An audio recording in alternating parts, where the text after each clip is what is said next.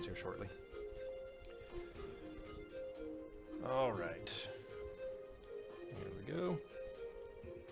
So, it has been about a week since the candlelight celebration in the Trouble in Oliver's lab. The director ordered a few days of some much-needed R&R for the three of you, plus Carrie and Sophie.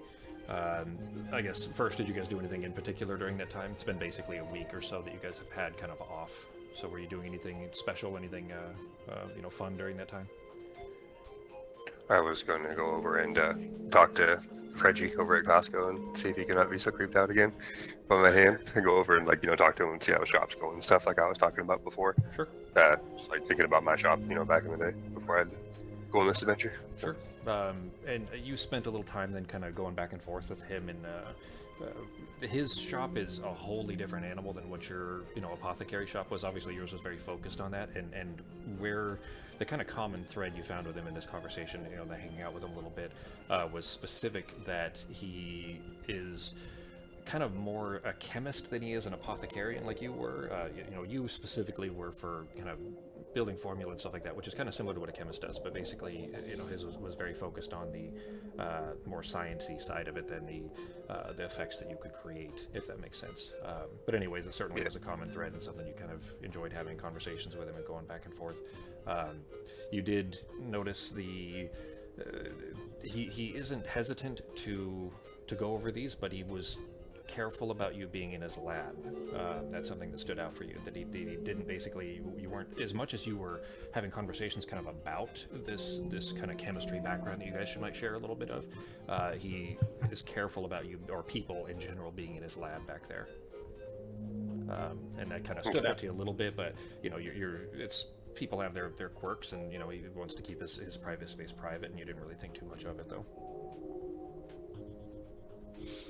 Cool. Becky, what were you up to? The only thing I could think of was having Peter check out my book. Okay. Yeah. Tell me how that goes. You approach Peter. Peter's studying in the library. He seems to be doing a lot of that lately, right? Right, Peter? Yeah, I'm doing a lot of work with the library and also work with Ango. Okay. So in that case, then, Navarra kind of goes to where Peter's kind of research areas, which is essentially a library, and then he's got his own office in the back.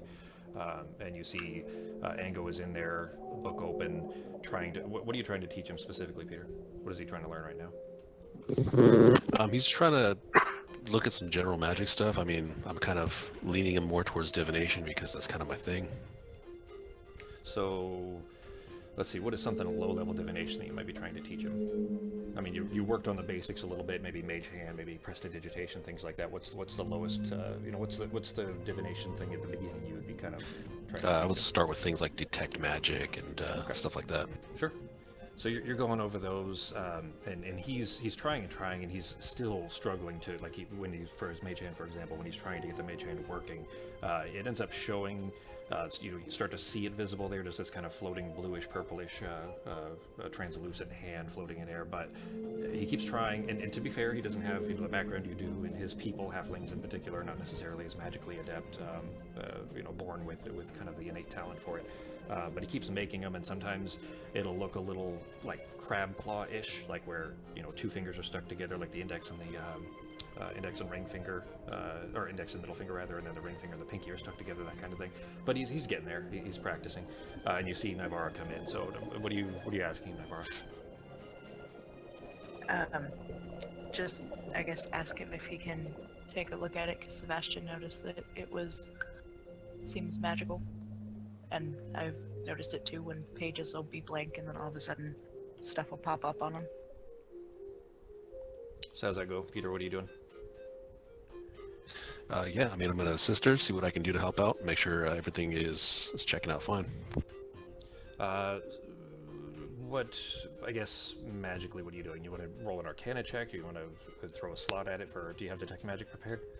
I guess if you're trying to teach this to Ango, and don't worry about changing your spell preparation. Again, you're going to have a rest after this, so we could assume so, right? Because, I mean, you would be teaching Ango, right? Yeah, I have that in my spell slot right now. Okay. All right, so you cast it, actually, and so how Detect Magic works is you can identify the school that it's from, right? I believe so. Let me double check. So while you're checking that, Becky, then is Navarro pulled the tome out and you're kind of flipping through it and showing this to him? Yeah. Yeah, learn at School of Magic, if any, within 30 feet. Okay. So actually, as you're beginning to prepare this, and you kind of, Ango's sitting there like just eyes wide and very just enraptured, paying it as close of attention as he possibly can, because this is exactly what he wants to see, is something actually, not just in a kind of a classroom environment, but specifically seeing it used in a active environment. So Becky, you've got Navarro's got the tome open. You're kind of flipping through it, and you guys are kind of conversing back and forth there, and you're kind of holding it open, and your hands are supporting it up, and you're kind of flipping through it. So you've got one hand holding it, your left hand is kind of holding it underneath, and your right hand is flipping through these pages and showing those over. And sure enough, Peter, as she was describing, you see that probably 1 in 10 pages looks like it has anything on it. The rest at first appear to be completely blank. But every 10 pages or so, just interspersed. They're just randomly interspersed in this. It's not like they're all filled in the front and the rest is blank. They're just randomly in the middle of this book. You see these pages. And the ones that do have anything on it have kind of an anatomical diagram of a different creature. A lot of magical creatures, a lot of mundane ones. She shows you the page for a deer, for example, and it has kind of these different anatomical diagrams of a deer, as well as a bunch of kind of basic descriptors of this. It is written.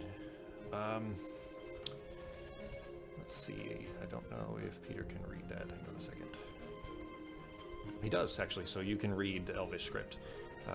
So you can see that this is written specifically in a very, very fancy and very controlled way. The same, almost the exact same way that you specifically would write out spells in your book, in a very controlled and the way that you can write that almost looks like type. That kind of thing. Something that is very careful and slow and not drawn haphazardly or scrawled or anything.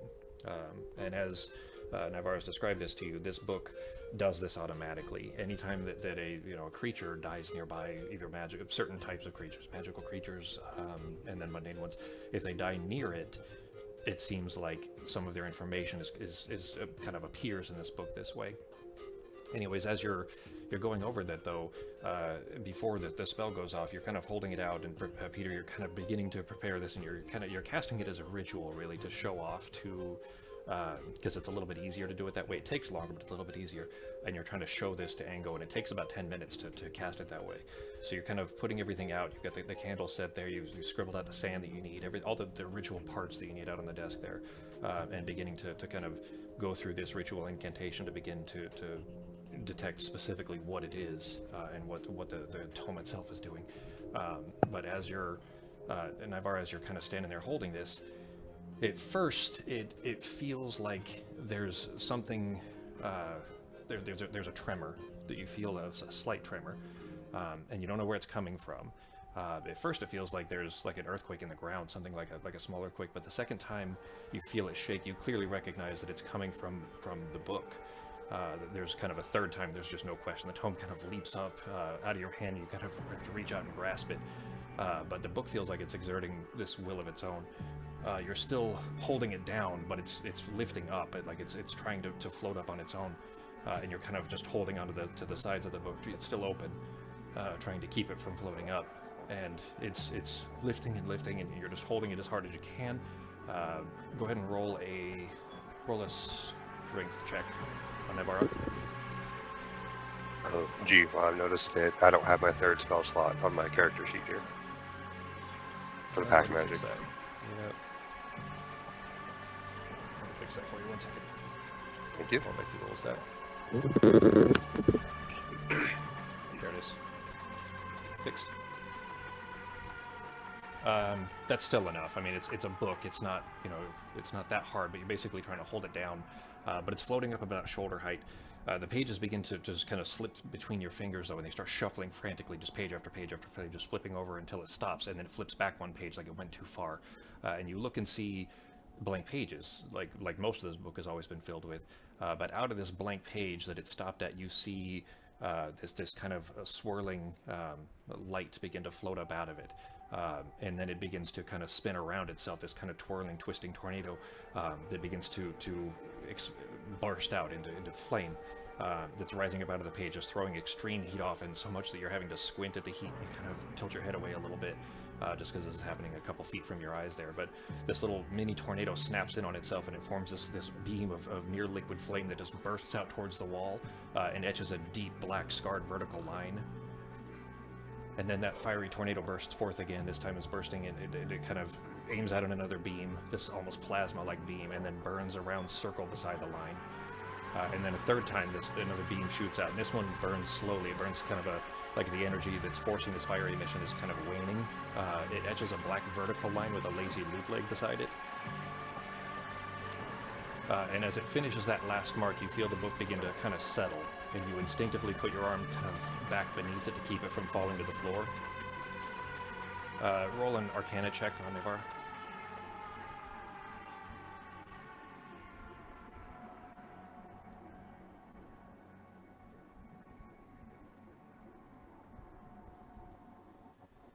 So you, in seeing this, with that roll certainly, the elemental fire that you shape and control with your powers comes from the natural world. It's the same kind of flame that a lightning strike on a dead tree in a dry forest would cause. But what came out of the book, though, was wholly different. Even without being a student of the arcane, you innately know that gout of flame that came out was from the Ardoril. It's from the same kind of fire that a powerful mage might use. Peter, roll an Arcana check, please.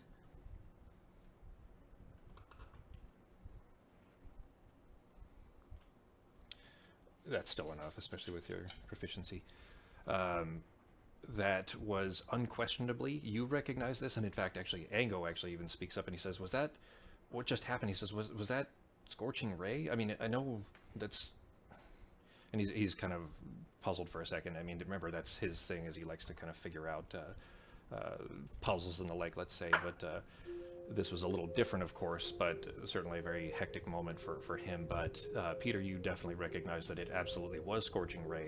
It's not something that, that Naivara has access to or could be able to cast, but it came out of the book on its own, and not only was it Scorching Ray, but it was Scorching Ray is a low-level spell, but what came out of it was an extremely powerful version of it, more so than you would even be capable of. It might take you decades to be able to study that kind of power that was used there.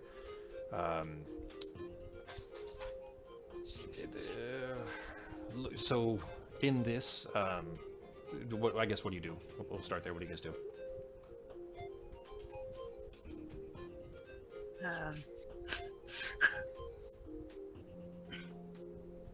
Did that make sense? Did you understand what happened?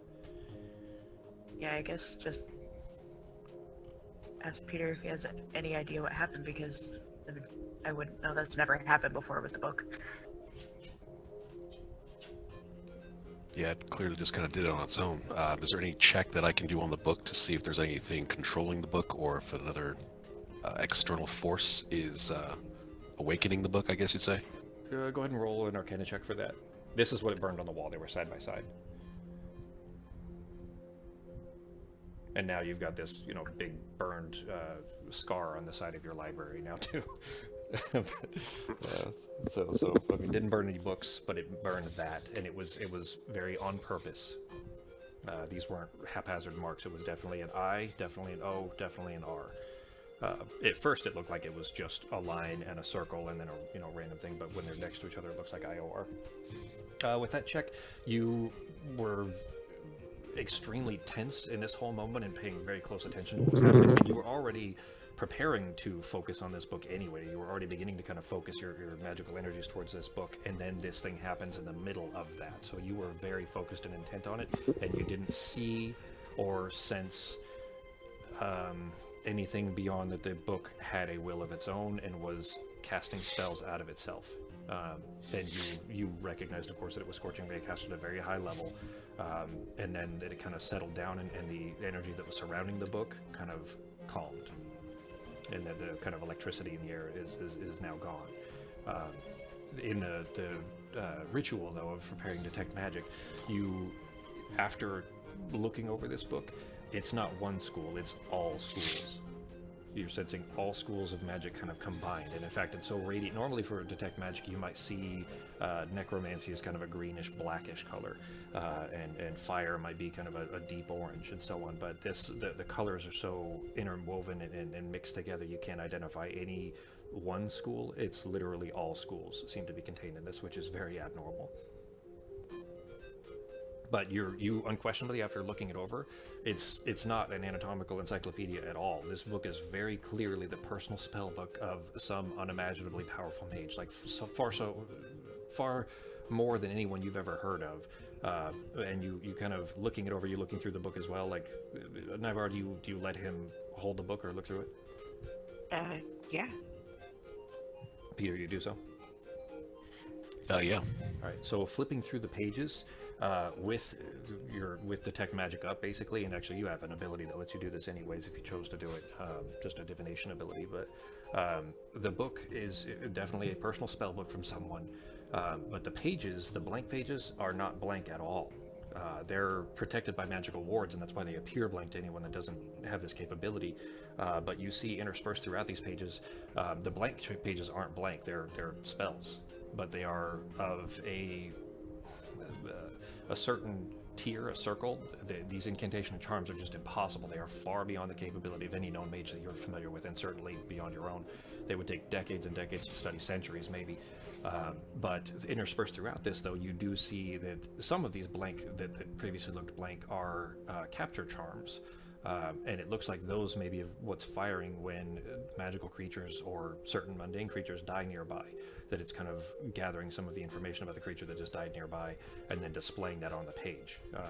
Like maybe the person that had prepared this, clearly elvish by design, had designed it so that when, this is the creature I want the information about, and here's the charm all about it, but I don't know enough information to kind of fill the page out myself, so I've kind of built these charms into this page, and then if one of those creatures dies nearby, it'll fill the page out for me, if that makes sense.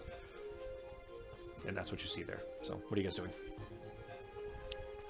Can I use some type of a history check or just some basic knowledge check to see if that IOR means anything? A name, a place, something? Am I here, by the way? I would leave that up to you. I would say probably not, unless you... I don't think so. Yeah, I mean, so it's up to you. I mean, if you would have been following Navar up here to check this out, sure. But you weren't there when Sebastian told her that she should get the book checked out. So, whether she told you about that or not would kind of dictate whether or not you... Go ahead and do a history check, Peter. Yeah, I'm thinking probably not. I'm probably off doing some random shit. So. Training with Carrie or something. Yeah. Also, at this point, I'm also just conveying the information to Navarro as well, what's going on and what I'm seeing. Okay. And that, I appreciate that, by the way. That's so... You guys are all still relatively new too, but it's something I think that a lot of people either forget about or just don't do enough of, where they assume that information that one character has, because I've told it to all three of you, the other characters also assume that they would know that. So without you communicating with each other, I have to assume that you haven't said those things to each other. So when you specifically mention here, that I'm telling Navarro all this stuff, that actually helps me a lot, so that I know who knows what, basically. Prevents metagaming a little bit too, but it's more about the story than it is about the metagaming concern. That history roll, even as high as it is, there is something at the very deepest, darkest reaches of your mind that sounds vaguely familiar, but it's not enough to ring any real bells. Certainly not enough to put a finger on it. There's something there, but it's so deep that you're not remembering exactly what it is. All right. I mean, at this point, I'll hand the book back to Navarra, making sure that she knows all the information that I pulled off of it. Sure. It doesn't appear to be dangerous. It doesn't appear to be any different. In fact, when you hold it, you still, Navarra, you still feel that same kind of growing comfort that you've kind of taken to every time that you've kind of holding onto this book. As soon as it's back in your hands, there's something that feels like home when you pick it back up again. Okay. So you've had the book looked at. What are you guys doing? Ango is just wide-eyed and like shaking a little bit. Like this was a very intense moment for him.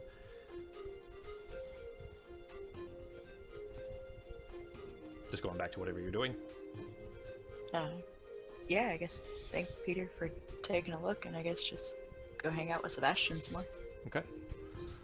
Well, you head back up there. Actually, you know it's quite a ways. You leave Peter's lab, and in fact, actually, it's time anyway. You knew that this was coming, and you guys have kind of gathered for a certain.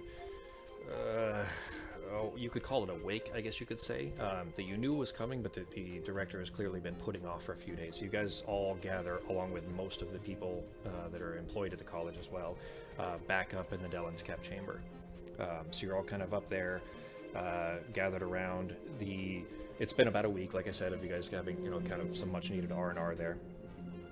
But you guys kind of have your little gathering of all of these people here up near the Dellen's Cap. That's as loud as it'll go. Yeah, I guess so. Let's see. You're gathered all around with, like I said, nearly every person stationed at the college.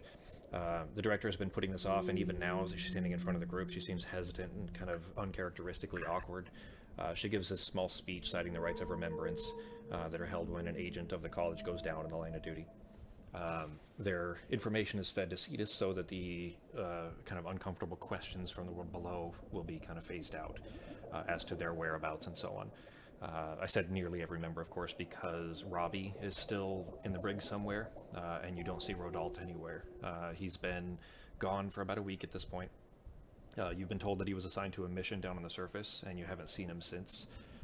This little ceremony, though, like everybody's just really sad, and apparently you guys didn't know him, but everybody's really bummed out, and you get the impression that maybe you guys are the only people in this whole organization that were not like huge Andre fans.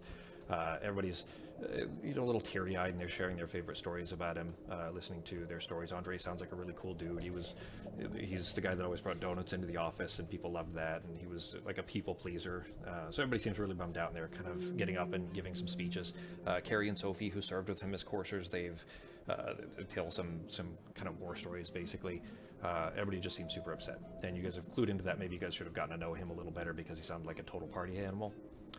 But the director walks up front, sort of close to the tank between the three of you and Sebastian. Basically, you guys are all closest to the tank. Everybody's a little bit further away. And she has a few rolls of parchment that she hands over to Sebastian, who's been playing this as kind of accompaniment to the scene, kind of a sad dirge for him on his violin there, but he probably wrote this song specifically for Andre. Sebastian takes the parchment, puts it in the tank, pulls the lever. You see these rolls of parchment kind of float up into the tank, and the Dellen Cap wraps some of its tendrils around these rolls of parchment and pulls them into its body. And as soon as these parchments that contain this information about Andre are consumed, the jelly cap on Cetus illuminates, and from within, really, in a way that you've never really seen it before. It's always had this kind of spiral galaxy kind of thing, just faint in the jelly cap. But this nebula of stars that's floating around in there those galaxies just kind of all explode, and these kind of bright strands of red and yellow and green just come zipping around its body. There's just a lot of light activity in there, and as soon as that happens, Sebastian steps back. There we go. Sebastian steps back, and just this kind of like fireworks show. He says, "Wow, I've never seen it react like this before." The whole crowd is kind of taken aback. They're all a little scared at first. They're kind of stepping back. It's almost like there's this fireworks show going off, and the director says, "Wow, it's this comically large family, Sebastian." Sebastian replies quietly, so just you guys, the group of you, and the director can hear. He says, "Oh, Etch, that's horrible." He kind of turns and looks at you three. He says, "Sorry, so whenever Cetus blocks information that's consumed, that's what causes those lights inside of it. It's like a little alarm, if you will, showing that the people out there are trying to think of the things that the Dellen's Cap have blocked. So that's like his 400 kids and grandkids and wives and stuff." So anyways, he's kind of quiet for a second, then he continues, "If you think about it, though, I mean, his family kind of has it easy, because the rest of us have to go on knowing what a great dude we lost." And this kind of quiet pall falls over the crowd. They're watching this light show. After a minute or so, the light show slows and it stabilizes. The crowd begins to slowly disperse and make their way out of the elevator. And during this, as everybody's starting to kind of separate, the director tilts her head, and you see the stone of far speech in her ear glowing that dim blue. She's kind of quiet for a moment, and then she says, she nods, and she says, Update me when you know more. Thanks, Ro. And then she looks over to you three. She says, we have a lead on the next Idrilim. Rodalter's been surface side preparing. He says he should be ready to go in the morning, so meet me in my office at 900 for the briefing. And she turns and kind of joins the crowd and heads down. So, what are you guys doing? All right. Do we need to go stock up on anything at the store or anything in Costco? It's up to you guys. You guys? I'm pretty good right now. Yeah. I don't think I need anything either. Thanks. For Navarro? I've got all my stuff. Actually, two things I'm gonna do is how do I put a spell in my ring, Holmes? Do I just tell you which one I want to put in there and then mark off a slot? Yeah, and I'll put it in there for you. So basically, yeah, you would, well, don't worry about marking off the slot only because you're going to have a long rest here. Anyway, basically, this is the end of the day, and then you're going to, in the morning is when you're going to be going out on this mission. So I can go and put it in there. So which spell do you want to put in? If you can put a blight in there for me, please. Sure. All right. And then do I need to wait? Well, if I cast my false life, do I just have to redo it again after we do a long rest? You can just do it in the morning. Yeah, it wouldn't help you overnight. What is the duration on that? I think it's only like 10 minutes or something anyway, right? No, it's an hour. Yeah, so it wouldn't do you to do it the night before. All right, so you guys, if you're not doing anything beyond that, then you guys kind of make your way down, head off to your bunks to kind of prepare for the following morning. Not doing anything for the night, or do you have anything you wanted to do? Can I try to brew more Stridos, or do I not have enough stuff? No, you can. Yeah. Okay. When you're there was one that I messed up on that. Yeah, when you're at the college, you can generally get supplies, especially that you've kind of built a little. You know what? Roll just to see, I guess, how friendly you've gotten with Reggie. Roll a flat charisma check. Okay. There we go. Yeah, that's plenty. Yeah, he kind of keeps you, especially for Sage Root, which is not uncommon and it's not all that hard to get. You guys are a little bit of celebrities. You're the rock stars, really, for this place anyway, so he doesn't really, it's not something he even charges you for. And you have your own little lab set up, but he basically helps you, get you the very best, individual plants that he can, so you can have the best options for it. Go ahead and roll with advantage an alchemy check.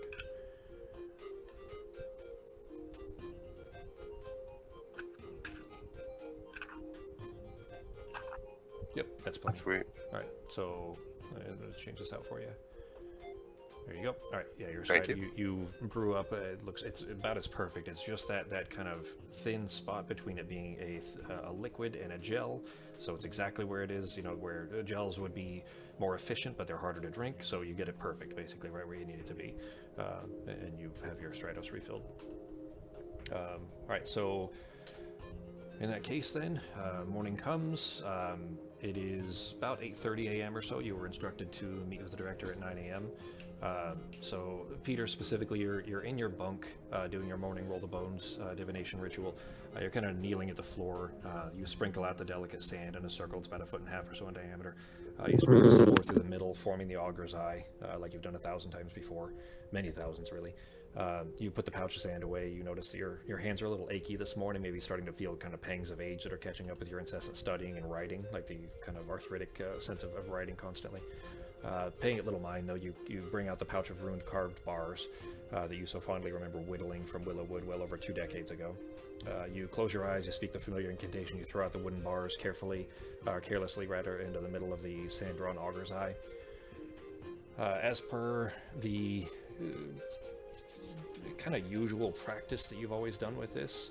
This is not new. You've done this, thousands and thousands of times. So you usually get kind of small snippets and flashes of the upcoming day's events that wash over you. You kind of see all those the same way that you normally do. And as you're about to open your eyes and read the bones, something else comes through the augury. Your vision goes dark, and you kind of hold a moment, thinking maybe you just didn't get enough sleep. And then a new vision arrives out of nowhere.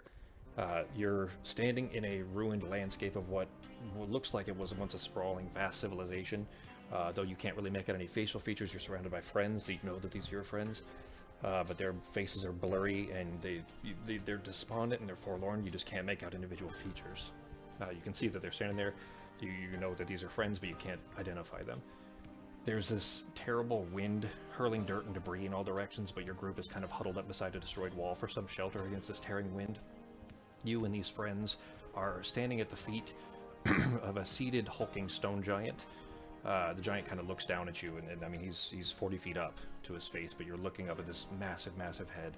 And he's got this similarly hopeless expression on his rocky face. Again, you can't make out the features of the face, but you can tell that he's sad, same as your group there. He's holding these massive hands out in front of him. You see his mouth moving, but you don't hear what he's saying. The vision fades to blackness, and you're left in this strange kind of dichotomatic feeling, this last vision that somehow felt opposite to your normal divinations, but still kind of came with your normal daily divinations. What do you do? Wow. All right. Quickly jot down what I saw in the vision, just for my own personal records. Maybe I can talk to everyone about that a little bit later. Is that something you normally do? Does Peter normally write down? I guess, is that how you want to explain his portent for rolling the bones? Does he jot it down every day? Yeah, just kind of writes it down. That's what he does. Okay. Okay, so you jot it down. Anything else you're doing? Is there anything that I can take away from that? Looking around within the vision, did I pull anything from that? Beyond what I described, probably not much. It was a so a black sky just covered in storm clouds. Not like everything was utterly destroyed around you. There was no life left basically, except that group.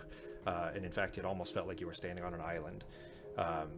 And of what's left of this ruined civilization. There were just broken stones and buildings that were long collapsed and destroyed, and kind of huddled up rather against this wall, trying to stay out of this storm. No rain, just wind, just a terrible wind that was blowing things away. And you're kind of huddled up against this side with this rock giant sitting next to you. The rock giant sitting on the ground, looking down at you, and saying something, but you can't. You couldn't hear anything. The wind is too loud, and all of you and your group of friends tearing up at him, but you can't pick out what he's saying. And I would say that the motion of the lips wasn't enough that you could read what he was saying, like lip reading, read what he was saying. All right. Yeah, I'm gonna just note that, and when I meet up with everybody, I'm gonna fill them in on what's going on, because that's kind of a strange vision. It was definitely very strange, and while you have had stronger visions that were of specific moments before, usually your roll the bones is a little more general. It's like, I kind of know that something is going to swing at my head today, and I'm just going to be ready for that, and I'm going to duck. And that's kind of how your roll the bones kind of thing works, where you can kind of dictate, by trading out your rolls mechanically. But this, though, was a very specific vision, and more than that, there was something that stood out in that it felt, while it kind of came with your normal visions, right after them, it felt somehow opposite of your normal divinations. All right, I'm gonna take that as an ominous sign. Didn't see any luck dragons or anything, so that's kind of ominous. Go ahead and roll your d20s for your portent. All right, coming up. Just roll the dice themselves. There's no actual. Yeah, just 2d20. Pull. Yeah, there's no. I probably could put something in there for you, but I haven't yet. So a pair of 12s. All right. So on your actions tab, change that mode. Change that to standard. In the bottom left. There you go. And then where it says portent under wizard at the top, well, almost the top. You'll see in brackets there's x/x. Change that to 12/12. And those are your 2 portents for today. So you could throw those out at any time today. You can force somebody to take a 12, or 2 of them, really. All right, done. Yep. I don't see it. I don't see the 12s. It's still. Oh, never mind. I'm sorry. Okay, it just took me a second to update, I guess. There we go. All right, that is good. So you clean up the, you take your kind of lovingly carved willow wood. They're just bars, but you kind of carve them into the shape of a bone, since this is kind of what this is colloquially called, is roll the bones. But you kind of, they have nice little rune etchings and so on, and you put them away. Clean up the sand and everything. You guys doing anything else? It's 8:30. Well, it's probably 8:40 at this point. Everybody just gathering up and heading to the director's office. Yeah. Yeah, I'm good. So. All right. So you guys all make your way to the director's office then in the administrative block. Last time you guys were in here was a little bit uncomfortable because there was this kind of tension really between you and the director, but it seems like that's all been worked out. She has her normal kind of get down to business face on, maybe with a slight tinge of anger and frustration still residual from losing a field agent because of Oliver's actions.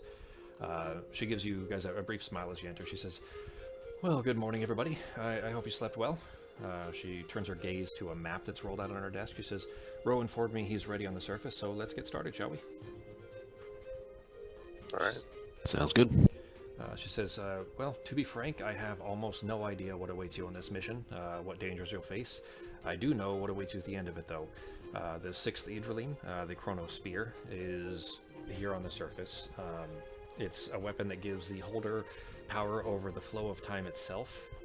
You've been able to withstand the thrall of each of these relics that you've faced so far, and that's commendable, but there is no power and no treasure that's more seductive than to what the Chrono Spear represents. She says, and I have no way to aid you except to warn you. The power to fix your mistakes is a power that is nearly impossible to resist." She points at a location on the map that she has rolled out there. She says, "Here," and she kind of taps the map, she says, there used to be a small mining town called Dry Gulch. We discovered this anomaly several weeks ago, and we've been trying to figure out a way to breach it. But right now, there is a dome covering the town, and no one has been able to get in or out of Dry Gulch since. We can't tell you what it's protecting. It is a force field, and whatever is powering that force field, the power is starting to slightly wane. And that's how we were able to discover it." She says, "Roe has been researching a form of transportation that would be able to get the three of you through the field, and he contacted me during the Rites of Remembrance for Andre to tell me that he had a breakthrough. So Roe even had to miss Andre's Rites of Remembrance to discover this." She says, "I have no intel on what's inside this force field, save for some information on the bubble itself. It's nearly a mile and a half rather in diameter. It's impenetrable, it's opaque. We can't get through it through any sort of common methods. It's just not a dome, it's perfectly spherical. It extends down into the ground as well. There's some sort of, I'm referring to it as a force field, but there's actually some sort of time distortion. It doesn't block force, it's blocking time. So you can't move through it for that reason. It's if you tried to punch your fist through it, for example, your fist wouldn't be stopped by a barrier, it would just be stopped in time. We can't see through the barrier. Whatever's in there could be large, it could be, it's a mile and a half in diameter. It could be a fortress, it could be some sort of army encampment, it could be a whole city. We don't really know what's waiting for you in there. All we know is that the Chrono Spear is what's projecting that field, and it's almost certainly where you'll find it." So, any questions? I can imagine you would, it would be going into this blind. You must have some questions.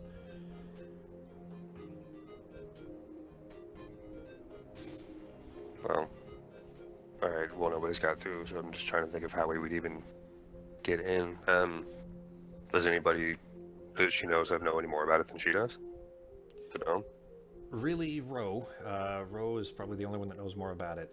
He's figured something out. He said he'll fill you in on the details when you get down to the surface, but from what he's described, he says he has found some way of getting through it. Or at least he thinks so. Okay.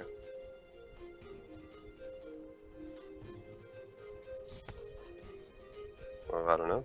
I guess we'll have to get down there unless you guys have any questions. Yeah, we're assuming that this is something that we've never encountered before at the up in the moon. So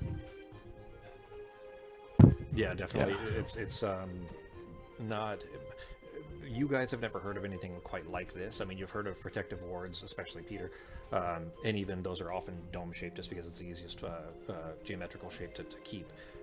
So it's not uncommon to have a magical ward of this type, but specifically for time is not only... So for a simple example, right? So one of the highest known magics is a spell called Time Stop, and it's something Peter is aware of, but you've never heard of anybody actually. It's theoretical magic. Think of it like theoretical physics, right?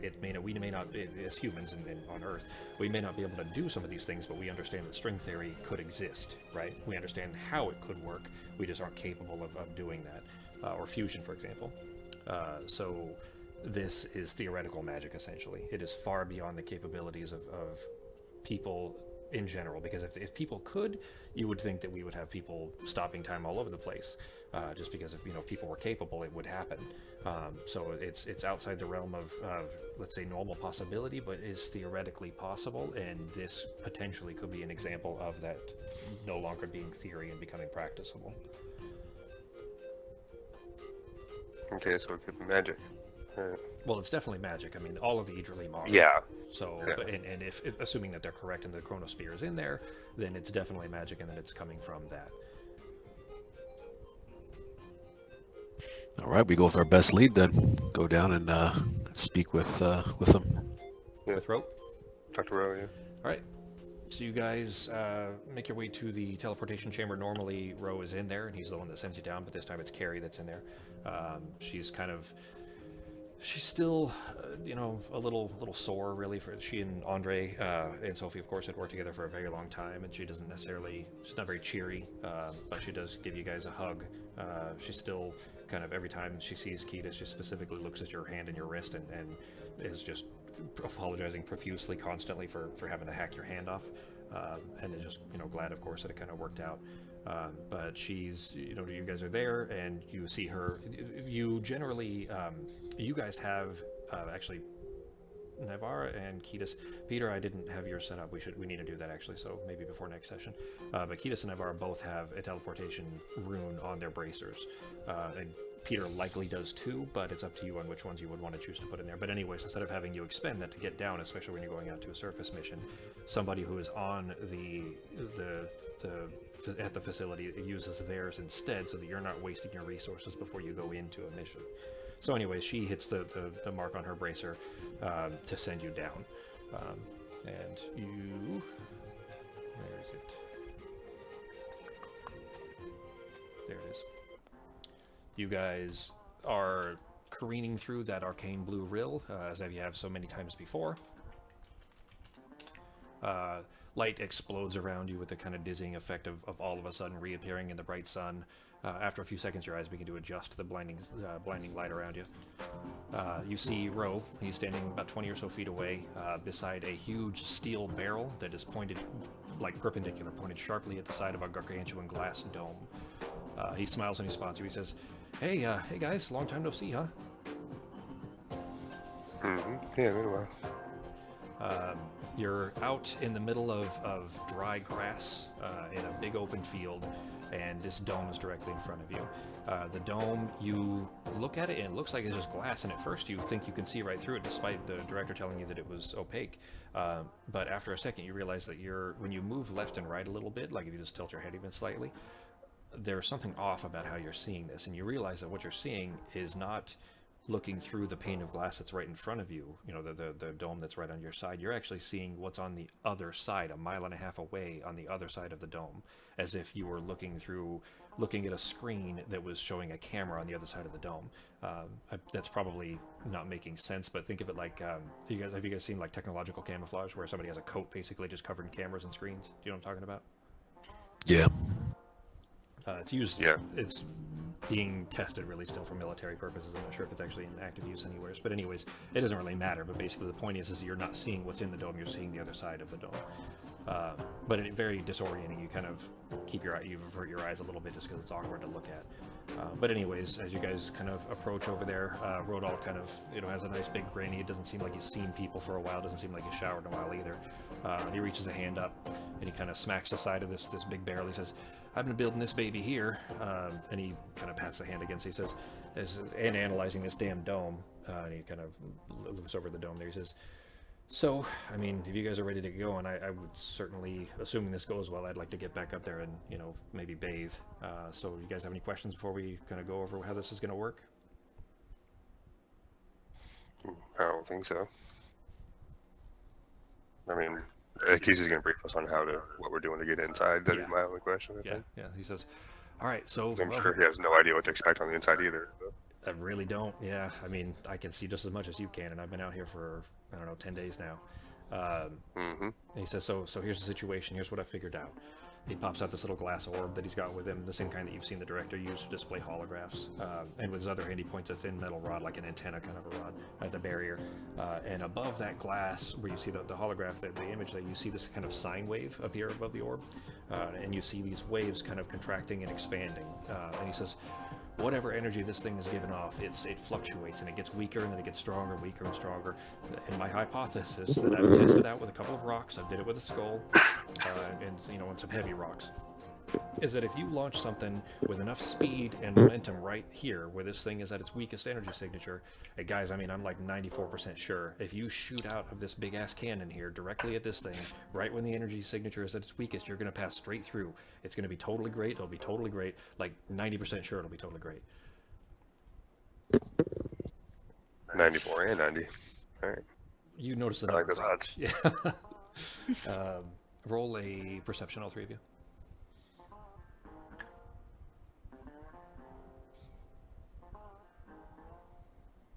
What time did we start? 3? That's about 3, I think. That's been 40. That was 2. Yeah, a little before. It's been 45 minutes. So okay.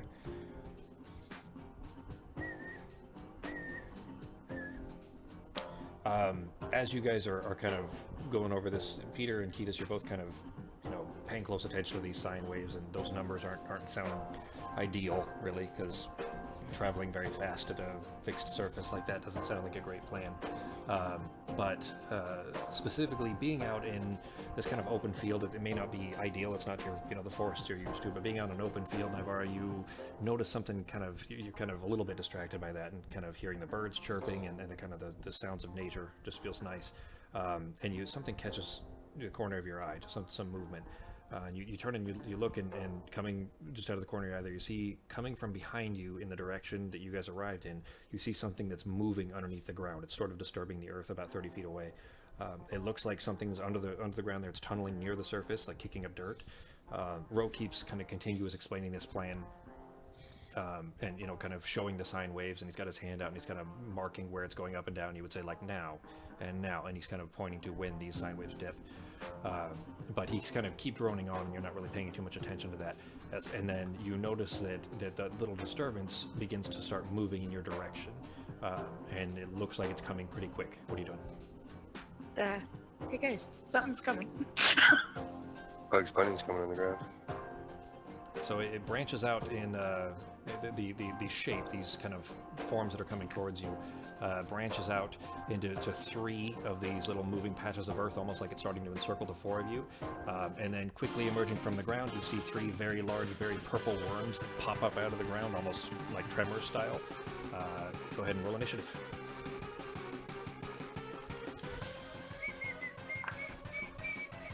They kind of pop up out of the ground, though. You look at them. They look like they're about 3 feet long, or sorry, 10 feet long rather.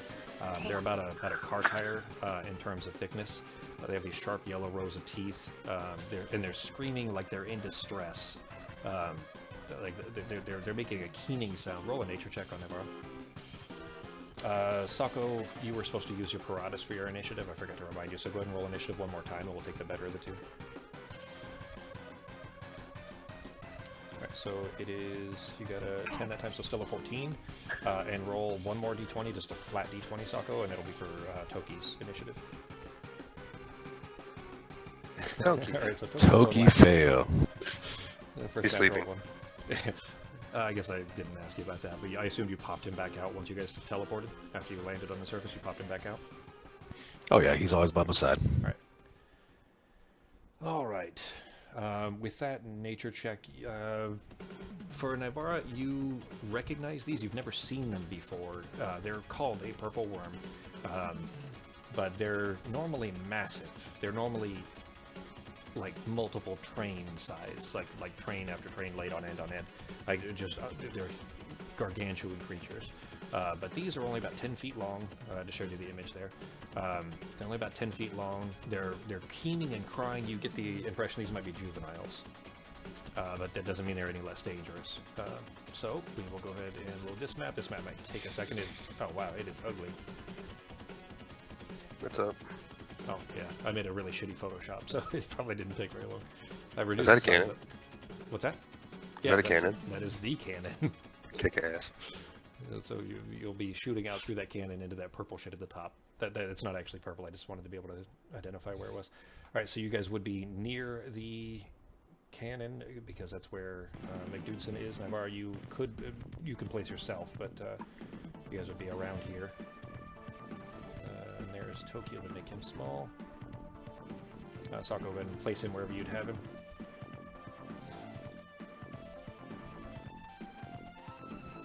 Just perched on the shoulder. All right. Drop them on here.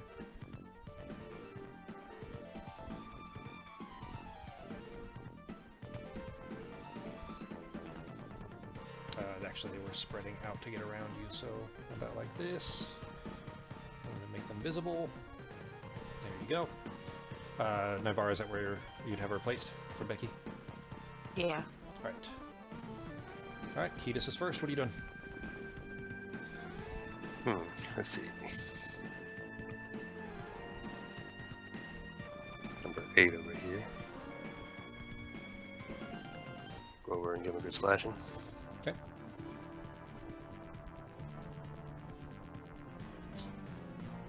Oh, first I put my shield up. All right. Yeah, we go.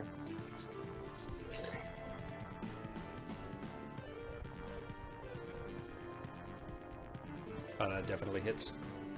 Sweet. So this thing has just popped up out of the ground, and it's kind of it's not fully out of the ground yet. It's got about probably 8 feet or so up, and that there's tail is still in the ground there. But as it's kind of lifting itself up, and it's got that this kind of toothy maw that's trying to come down towards you, you just go slashing it across kind of where the jawline would be, basically where the mandible would be. That's a worm, so it doesn't really have them, but that's where it would be if it did. And slashes deep through it. It's a pretty nasty cut actually with it. It's a good roll. You gonna swing again? Yeah. Okay. You trying to hack for the same spot? Yeah, I'm just fucking in the same spot. Okay. And it also hits. Sweet. Not quite as good a roll, but still definitely a nasty slash through this. Where you carved through the side of this, the mouth of this thing, your blade comes slinging through it, and you kind of just follow through with the motion of this. You notice that the blood that comes off of this thing burns when it hits the ground, and is making there's this strong acrid smell that's coming from this thing's mouth where you've cut it open.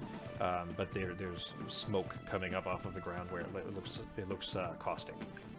Kind of a yellowish look to the blood, but it looks like it would probably burn.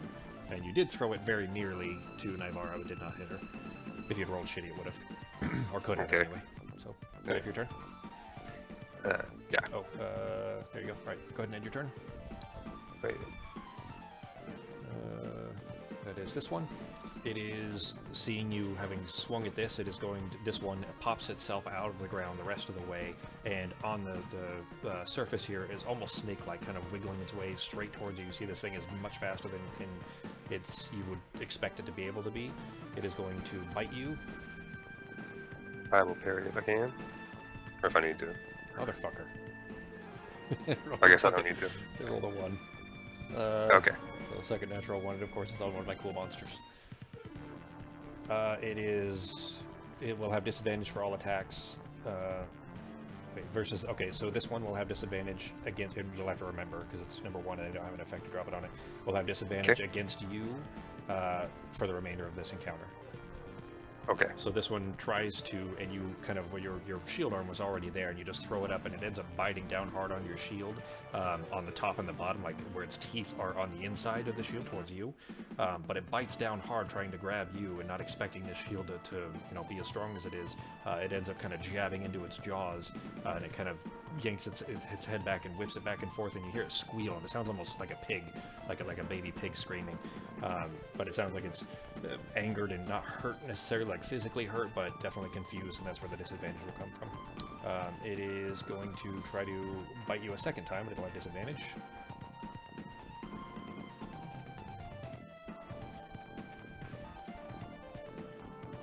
Still hits. Okay, then I will parry if I can. Okay, right. There's the damage on it. You took, so it did 25 damage. These things hit very hard, so keep that in mind. It's 3d8 plus 9. So it was 25 damage minus the 7 from your false life. So it did 18. You can go ahead and parry off of the 18. Yeah. Okay. Cool. Oh, nice. That's a good roll. So you took 9 damage total then. After, so it went through your ablative. So, but that's it for that one's turn. It is 7. This one is going to let's see. Can I make it? God damn it. It was there. 5, 10. Yeah, I can make it to Peter. It's going to similarly pop itself out of the ground the rest of the way and charge at Peter. It is going to bite at Peter. That still hits. Sako, shield or anything? You do anything? Or are you going to take the hit? I'll just take the hit for now. Okay. That is a nasty bite, 24 damage to you, and is after the bite is going to whip itself around. So it bites down onto your arm and then lets go and yanks its head around and spins itself, and then with the other end of it, its tail, is going to whip its tail around at you, which is a 19, also hits for 12 damage. Roll a con save.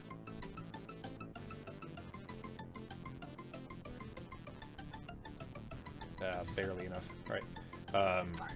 Where the tail kind of smacks you, but it crushes in you, kind of knocks you away a little bit. But it looks like the stinger part of the tail missed you, and it doesn't look like you got jabbed by it. Well, you did not, because you would have felt the poison or acid or whatever. Your turn. What are you doing? I'm kind of going through my spells. I'm trying to find speak with animals. I don't see it in my spell thing. Wizards may not get speak with animals either. I know Oh my God. definitely do. That's something you'll definitely want to, take a look at. Let me check real quick, but they may not.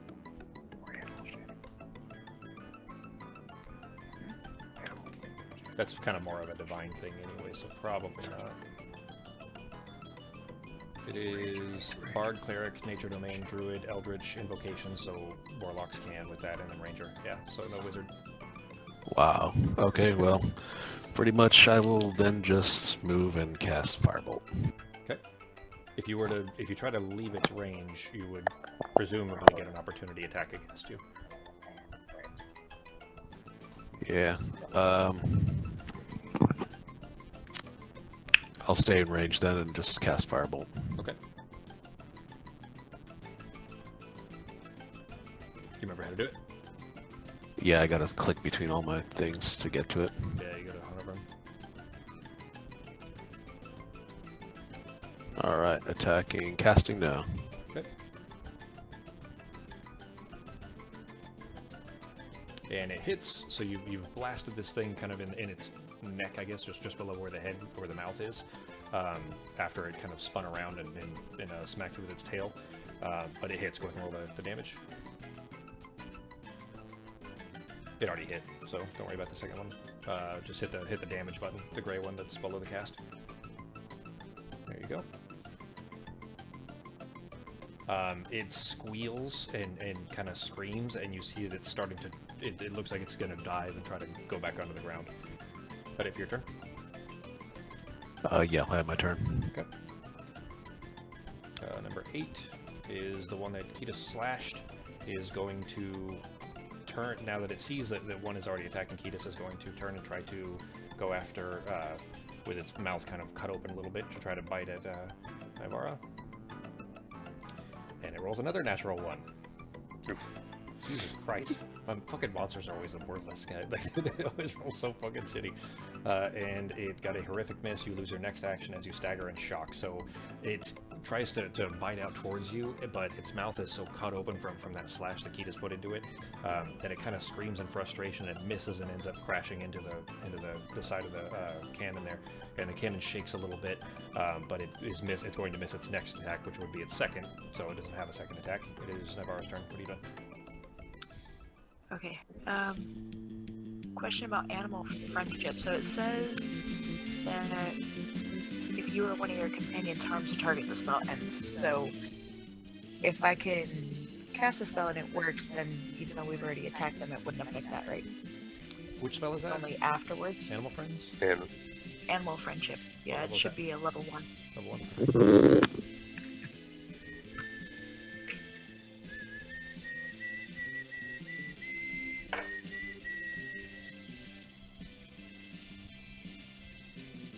We look at their intelligence. That's fine.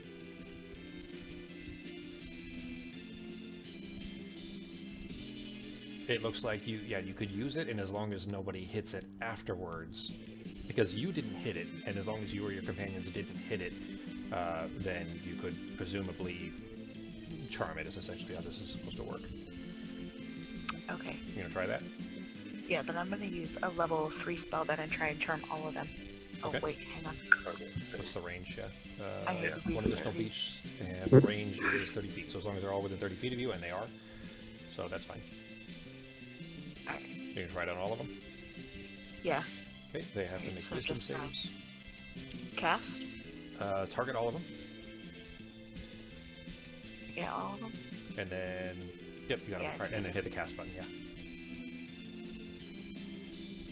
And God damn it, you guys ruined all my fun. They rolled a 7, a 3, and a 6 so their totals with their modifier is 11, 7, and 10, and they had to beat a 16. So you use a level 1 spell and ruin all my fun. Well, level 3. Go ahead and mark off your level 3 spell slot. Yeah, I got it. Alright, and then just effect. Yeah, hit the effect and it'll apply to them. There you go. Alright, so they are now charmed by you. It doesn't mean that they would not be aggressive potentially to your companions there, depending on what you tell them. So it's not a communication so much as essentially body language. It's basically if you're trying to talk to or trying to talk down an angry dog, for example. So what are you doing?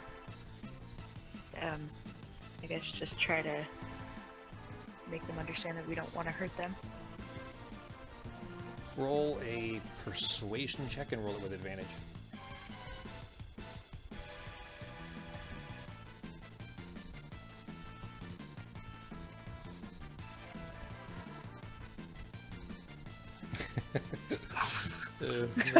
That's nice.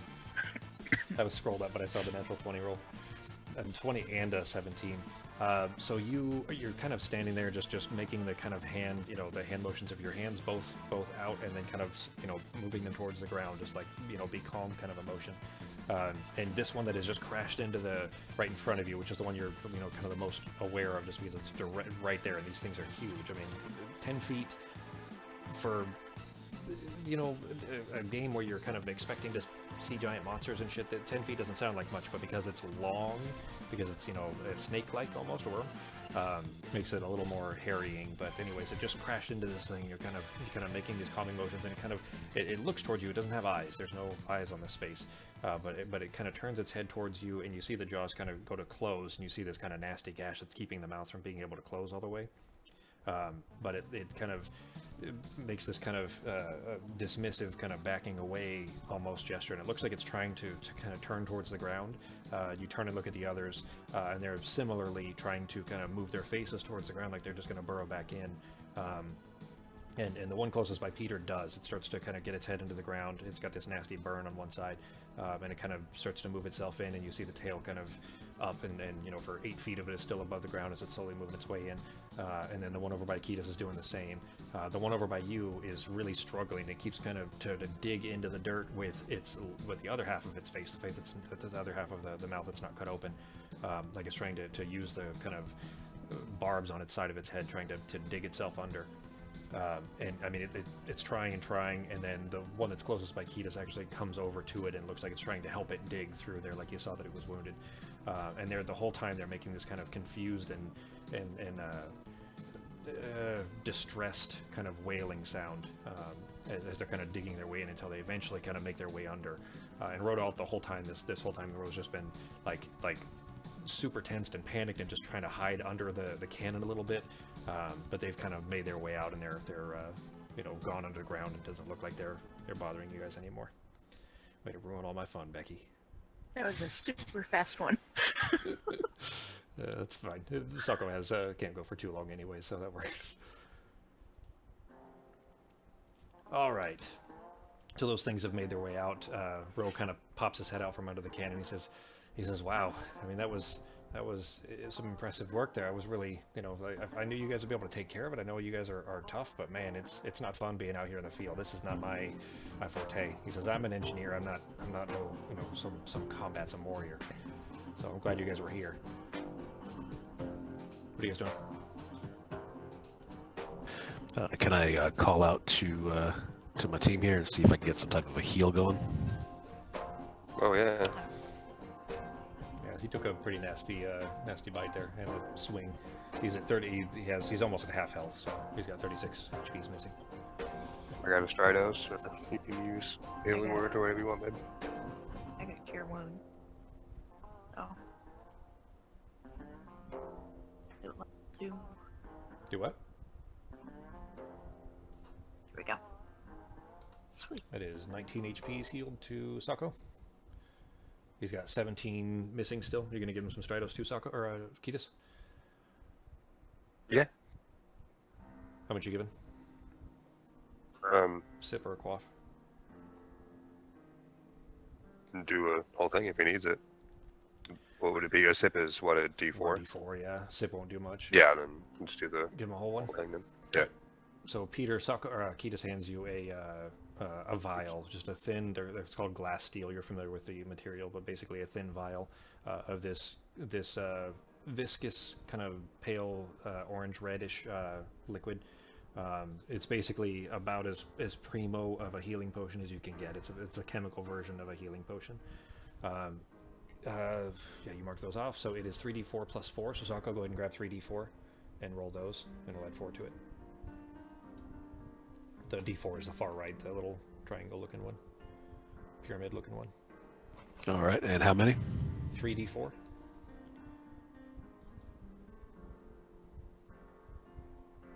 So 8 plus 4 is 12, meaning you're only down 5 HPs. And Kitas, you took 9 HPs damage. You're gonna leave that, or you're gonna take any for yourself? No, that's good.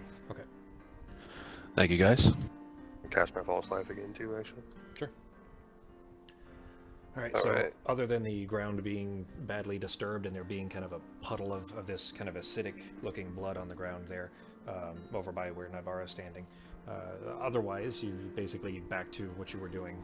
It looks, everything looks like you guys can proceed like you were. Ro was kind of, trying to, or was explaining that. He's still a little bit shaken. Yeah, so he says, all right, so, I mean, I especially after that, I'm in a hurry to get back up there so that I'm not down here where things like that could eat me. So, I mean, if if you're ready, we can kind of go on with resuming how this is going to work. You guys good to go? Yep. Yep, good to go. Okay. Yeah. He says, all right, so basically here's how it's going to work. This big ass cannon here that I built. I can't. This big ass cannon here, you're gonna climb up on top there, and there's this hatch. I mean, it's up on top, so you can't really see it, but basically there's this hatch. You're gonna drop down in that hatch, and inside of it is this big liquid globe, for lack of a better term. Basically, it's kind of like think of it like a big cannonball, except it's made of a watery, viscous liquid that you'll be able to breathe in, so you'll be fine. You need to move into the center of that thing, and what that's going to do is it's going to work kind of like a shock absorber, and we're going to fire you out of this big-ass cannon with that gel cannonball. Again, you can breathe inside, and you're going to fire you at the side of this, and the idea is, if I do it at the right time, we got like a good 75% chance you're going to make it on through. 75? I thought it was 90. Well, I mean, it was, and then those worms showed up, and I'm a little scared, so... And plus, I'm not good at math. He says the liquid is going to kind of act as like a shock absorber, essentially, but basically he's going to shoot you at the side of this thing, and you're going to pass through. That's what he's hoping will happen. He says, so, I mean, whenever you guys are ready, just climb on up there. All right, I'm going to probably pull Toki back in, and then it'll just be me. We're not going to throw the cat through the cannon. All right, Okay, so yes. you snap your fingers and Toki just disappears. A little puff of kind of a pale greenish kind of a smoke. He said, you guys climb your way up and hop in under this kind of liquid stuff. It feels like jelly, like you guys are like you're moving inside a jelly. So you kind of swim your way almost into the center of this big ass orb. The three of you kind of bundled up close together in the middle of this thing. And Ro says, all right, so I mean, I think I've got the timing down. And he goes, now I'm gonna be able to now give you a countdown now on this. So I'm just gonna now I'm gonna have to launch it now. You guys ready? Now. And he just keeps saying now in the middle of this. And he's basically telling you he's not gonna be able to give you any warning. So you say it, and the next time the time comes up, he's gonna fire it. So you ready to go? Yep. Yes. All right. So you call it out, and he yells "Mark," and you hear a spark, and you don't hear a boom the way that you would kind of expect to. It sounds like an explosion while you're underwater, but in an instant you go very, very fast. And if you were able to see outside, which you can't because you're inside the barrel of this thing, but that you wouldn't be seeing what you would expect to. You're sort of spanning the distance from the end of the barrel to this cannon. Into the side of the dome, and you don't see anything out there. All you hear is this sound like a large wave rolling in, and then this explosion sound like you were underwater there. It's really, really loud, and your vision just begins to kind of go white. And you in this kind of white space, you blast through, and then you're all of a sudden standing, and not floating in this stuff anymore. You're just standing in this white space, not in this sphere. The cannonball's just gone, the cannon's gone, you're just in this empty white space, kind of like you remember the Matrix when those rows of all the guns and shit come up, that construct core thing? That's what it looks like. It's just an empty white space. And the only thing that you see in this white space with the three of you is you see standing a few feet, probably 30 feet ahead of you, is an incredibly old woman, like ancient level old, standing, leaning heavily on this glimmering staff with a sharp tip that was clearly designed to resemble like a clock's minute hand, like a minute hand off of a clock, but made into a spear, essentially. This old woman, her eyes go wide in shock, her mouth opens in a gasp, and she says, "It's you," with a clearly puzzled look on her face, and then in a pained and kind of a scared tone, she says, "Find me." And... Oops. That is awfully loud. And then you realize that you are laying on the ground, face down. You have a face full of soft red dirt. You almost feel like you're waking up from a nap. You're a bit disoriented and groggy. And wherever you are, it's quite a bit warmer here. It's probably 8 or 10 degrees warmer than it was outside with Ro in the cannon. And the air feels kind of stale. And if you kind of sort of look up and you right yourself in the dirt, you find yourself standing in front of a gate that has been constructed over a path that's leading into a small town, like the road leading into this town. And on this gate, there's a big wooden arch sign above it that's emblazoned with the words Dry Gulch. And below that is, in a big arc that spans the width of the sign, it says, "By their sacrifice, our home is made safe." And in the middle of the road, leaning against one side of that gate, is this hulking kind of humanoid-shaped pile of stone and mud and clay. The face on this humanoid shape kind of turns in your direction, begins to kind of stand itself up straight, and it emits a sound like kind of a landslide with its movement. You hear a bird call from high up in the air. There's this kind of rushing of wings sound. And this is about what you're seeing. Pardon my shitty Photoshop. You can close the map, by the way. So you're seeing kind of an old westy, kind of a rustic town almost, with this big, hulking, humanoid-shaped pile of ambulatory rocks. You estimate he's probably about 8 feet tall and similarly wide. It leans over and it grabs a halberd off of that was leaning against the fence beside it, just a long pole axe that's about as tall as it is, about as tall as himself, and he holds it effortlessly in one hand. And then a bird, a small red robin, flits down from above, and it sets up on this rock creature's shoulder. And then something strange happens. The bird's small beak opens, and it says in Vindian, common, it says, "Visitors, huh?" And the bird's head tilts quizzically to the left. It says, "Odd. Identify yourselves, please."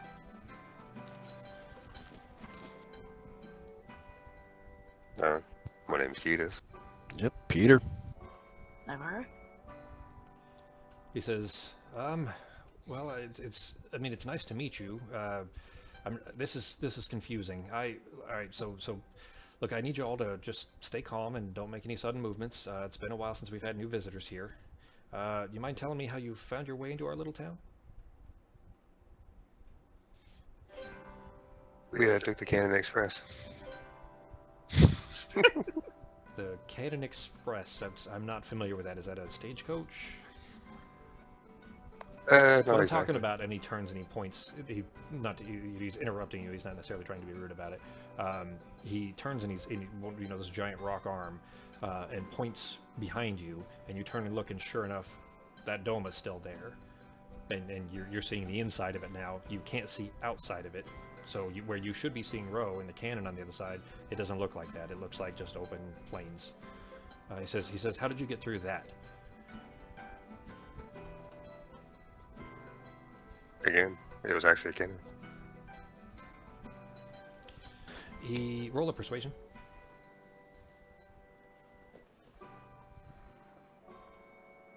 That's social, so go in the tower. Doesn't really matter in this case, but in general. Damn it. Alright.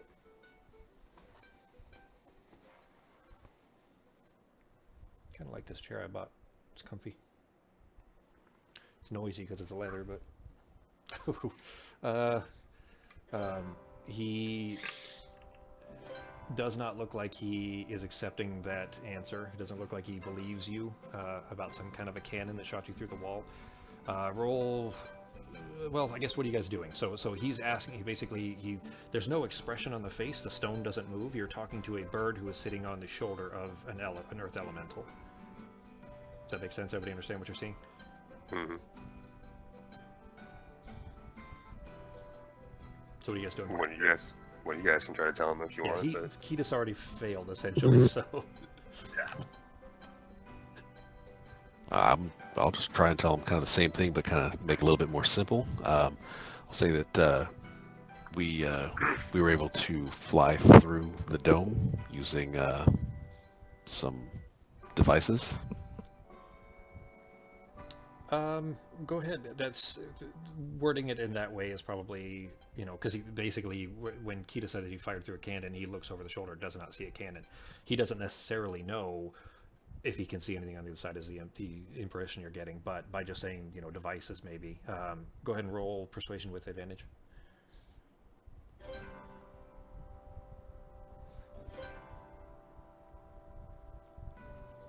While they're having this conversation, since you haven't said anything yet for Nivara, go ahead on Nivara and roll a investigation. investigation? Yeah, on Nivara, not for you guys. Okay.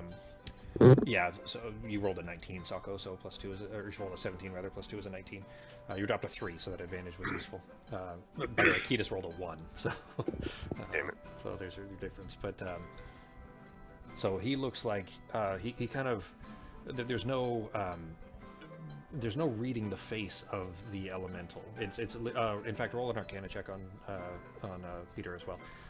For that though, he looks like that is probably enough maybe to give him an idea.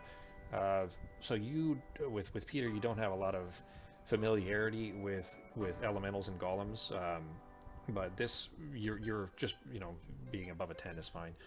You are sure that this is an earth elemental, but they don't speak, and somehow this bird has been similarly enchanted, and this looks like it is, for all intents and purposes, this is one unit.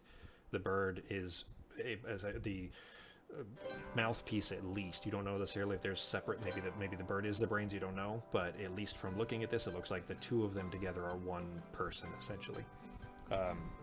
Nivara, looking over though, and kind of checking this thing out. One, you've intuited a little bit of that as well, that this is an elemental. You're very familiar with the kind of natural world, and that's something you are familiar with, of course, is elementals. You definitely recognize this as an elemental, and that the bird is a red robin.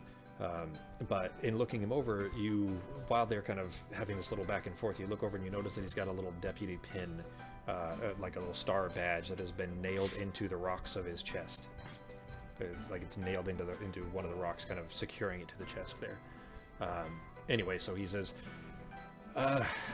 well, I guess, you got through, and I don't know how you did that, so I guess I'm just gonna have to take your word for it. Our little town here, we don't, like I said, we don't get a lot of visitors, so, I gotta ask, what's your business here?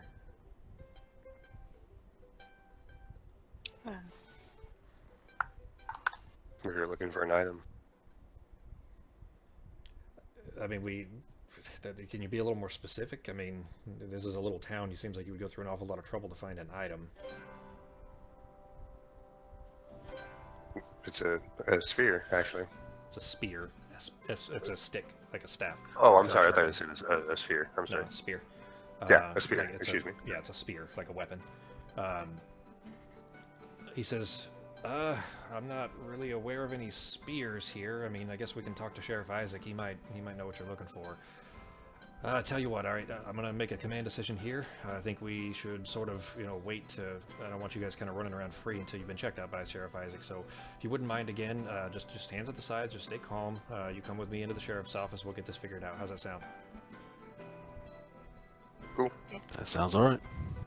With Peter's role, this arc is going to be a little bit complicated. It won't matter. That won't make sense until later. But basically, we're going to be using Peter's role there, which is a total of 19, for how this thing feels about you guys for a little while. Again, that'll make sense later. But for now, basically, just know that he rolled a 19 for persuasion, and he feels comfortable, I guess, enough to walk you guys in. He's not taking your weapons. He's not asking you to, lock you up or anything like that. He's just asking you to follow him into town. So he kind of turns and just in that similar kind of rocks banging against rocks, kind of landslide kind of a sound, he starts ambling down that dirt road into the town. The town is very rustic. It's kind of old westy vibe to it. Not in like a state of disrepair, but it's pretty beaten up. This town looks like it's has people that work very hard to do a lot of intricate work to make it livable and passable and not a bunch of garbage. But they don't have a lot of resources. It does have kind of a certain charm to it, though.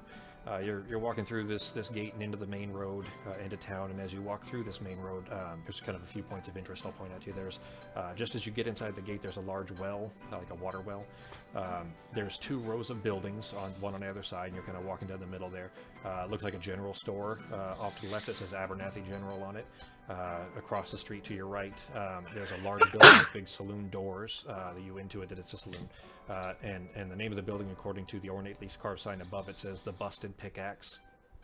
There's a big bank on the left there. Seems to be more solidly built than the other buildings. There's some iron bars over the windows. Behind that bank, there was a tall clock tower, and it's showing the current time. It's about 11:00. Let's say it's 11:10. It's about 11:10 right now, and that will be important. It's about 11:10. On your right and just down the street from that is a sheriff's office. And attached to that, made of clay and stone, there's a little jail at the very end of the street there's a 2-story manor at the very end of the street. And beyond that manor, you can actually see a thick curtain of pine trees behind it. To your left, behind the buildings, you see this kind of rocky plateau. Off of the main street, and there's buildings spiraling off of that, tall wooden fence kind of thing. But the thing in all of this that most catches your eyes as you're kind of looking over this whole little townscape there is there's a statue directly in front of this large manor at the end of the street. And I have a map for you guys, so you'll have that in a minute here. But directly in front of this large manor, in the middle of the street, in this main street, is a statue. It's about 8 feet tall. It's cast in some kind of tan-colored metal, like an aged bronze, maybe. The statue depicts 3 figures. The first figure is a small human girl, probably about 7 or so, wearing like a knee-length dress. Her hair's done up in a bob. She's holding hands with a broad, bearded man who is wearing a miner's helmet with a torch in it and a big flannel shirt. He's dressed up like a miner, and he's holding hands with a small girl. And behind them in the statue... Whoops. There it is. Behind them, both of them have these kind of crude facial features. They have these... They're difficult, but certainly well enough that you can identify the facial features of these. But standing behind them with one hand on each of their shoulders is another figure. Tall, thin, and in fact you can make out really all the details on this thing. But he's wearing a long robe that is covering the entire face and body. And where the rest of the statue is cast in that bronzish hue, the metal of this robe is instead cast in this bright silvery gray. What are you guys doing?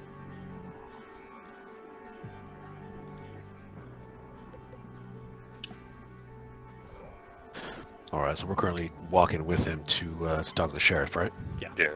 And this, to make that clear, the color and design of that robe is exactly what you've seen on the gray coats.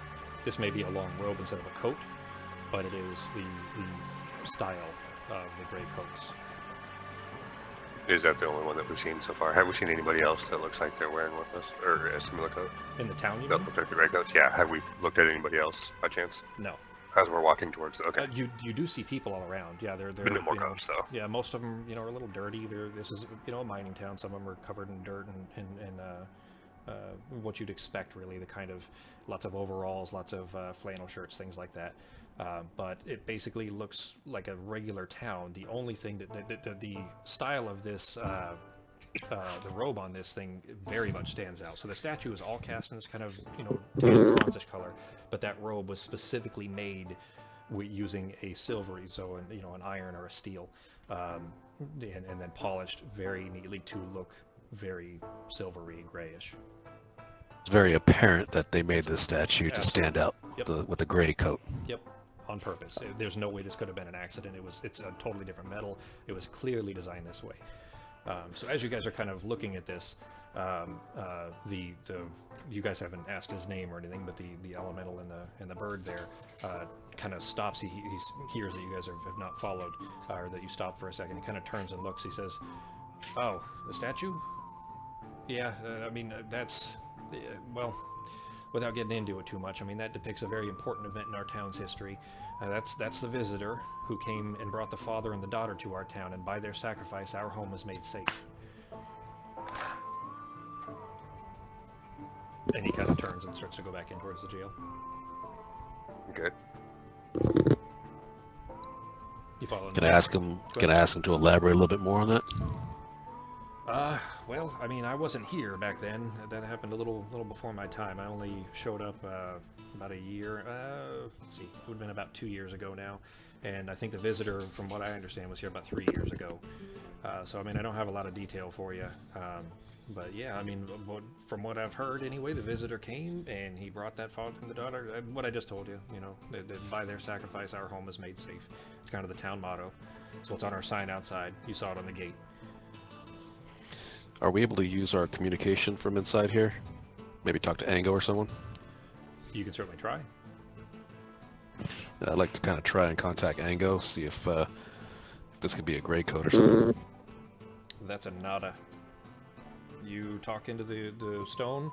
The bird tilts its head, at a very almost 45 degrees, like a sharp turn to its head as he sees what you're trying to do. Doesn't quite understand, but there's nothing coming back. You talk into it and you don't even hear the kind of familiar chime that you would have expected to have heard. Sounds like nothing's going out.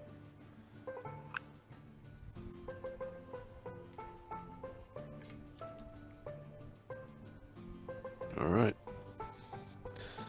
Is there any way we can... Sorry, the design of the statue, though, it's definitely, there's really no question. It's not, the design of the robe could not be coincidental, because it is so distinct that it is the same kind of cut and style, you could say, as the gray coat, the apparition that you guys have seen. Can we ask the golem to walk us over to that area? Maybe make a pit stop there before talking to the sheriff? The statue? He says, I mean, I guess, sure. I don't know what you want to see, but sure, I'll walk you over there. And he kind of stomp, just takes you, it was only, 15 feet away from where you were anyways. But he kind of walks you over there. He's the golem, the elemental is kind of not moving, but the bird is, bouncing around on its shoulders, moving, on top of its head and over to the other shoulder and so on. Says, I'm not really sure what you're looking for, but I mean, there you go. Can we ask them to elaborate on the sacrifice that they made specifically? I'm afraid I really couldn't tell you much there. Like I said, it was before my time. I've never known myself. I mean, we could ask Sheriff Isaac. He was here for sure. All right, I guess we'll ask the sheriff then, if he knows. Anything else you want to look at in the statue or anything? Was there any engravings or anything on it? Handwriting? Below it, there is a plaque, and the plaque says the visitor. Underneath each of the forms, it says the visitor, the father, the daughter, and then it says, by their sacrifice, our home was made safe. The same kind of, the same thing that was on the sign outside, and I mean, you get the impression it's definitely some kind of a town motto, yeah. Okay. All right, I guess could I ask the golem if the sheriff knows what they were made safe from? I'm not sure. I mean, that's kind of my job now, and I keep this place safe now, but before, I don't know. bad guys that would try to roll through town. We'd get bandits from time to time. We used to have people trying to, burn the place down from time to time, trying to steal things from the bank and things like that. I don't know. I mean, these days it's real quiet. And kind of, to be honest, I mean, I'm not one much for feelings, but we kind of miss having, strange folk come in. It almost might be worth it to have those people trying to come through, trying to steal things, if it mean gotten to see some new faces once in a while. But I guess that's why you guys are here, right? Yep. Suppose, yeah, I guess we're good. I'll check out we'll go to the sheriff. All right, then. Then he kind of turns and takes you guys over towards the jail. The jail, from the front door of it, basically looks out. You can almost see the statue, really, from where the front door is. If you were to step out the front door, you can definitely see it. So, yeah, I think we'll be okay. Sako, did you? How set are you on 5? Because we probably have about another. It'd probably around 5. That work okay for you? Like if we end at like 5:15, that'd be okay. I don't know. It basically depends on what you guys decide to do here. So Yeah, that's no problem. That's fine. all right, cool. All right, so you walk over to the sheriff's office. You guys walk in. You do see a few jail cells down the far side of the room. Looks like there's a woman in one of the cells, but otherwise it's empty and there's nobody else in here. Woman is just covered like head to toe in soot. She's got overalls on. Very, very dark, stained, like she's been wearing this shirt for a long time, but like a red and white checkered shirt. This is very dirty, but just covered in soot. But she's kind of sitting by herself in the corner. She doesn't really pay any much attention to you guys come in. She's in one of the cells. There's a big desk with a huge chair behind it, like a really big sturdy chair. Looks like it's been reinforced 100 times. In fact, you see a bunch of smaller broken chairs that are kind of piled up in the back corner of the room that looks like they've been crushed. It's probably this big guy trying to sit in a chair and broken a ton of them until they've kind of built this one haphazardly together. And he says, sorry guys, I mean, we really don't... I mean, I don't know. I don't want to lock you guys in a cell because you haven't really done anything wrong, so to speak. So can I trust you to just hang out here and not do anything while I go find Sheriff Isaac? Sure. We ain't going away. Yep. And as you guys are saying that, you actually hear this loud disturbance outside. There's some bunch of shouting, and Peter, actually roll an Arcana check.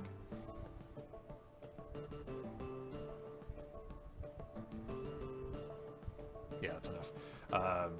You hear the very distinct sound of arcane missiles, magic missile, flying through the air and hitting something with a thump. You hear some shouting, you hear some stuff breaking. You guys are standing inside of a jail cell, and you hear this coming from down the street the way you came, from the dirt road the way you came in. But you hear these noises, you hear some shouting, there's some stuff breaking.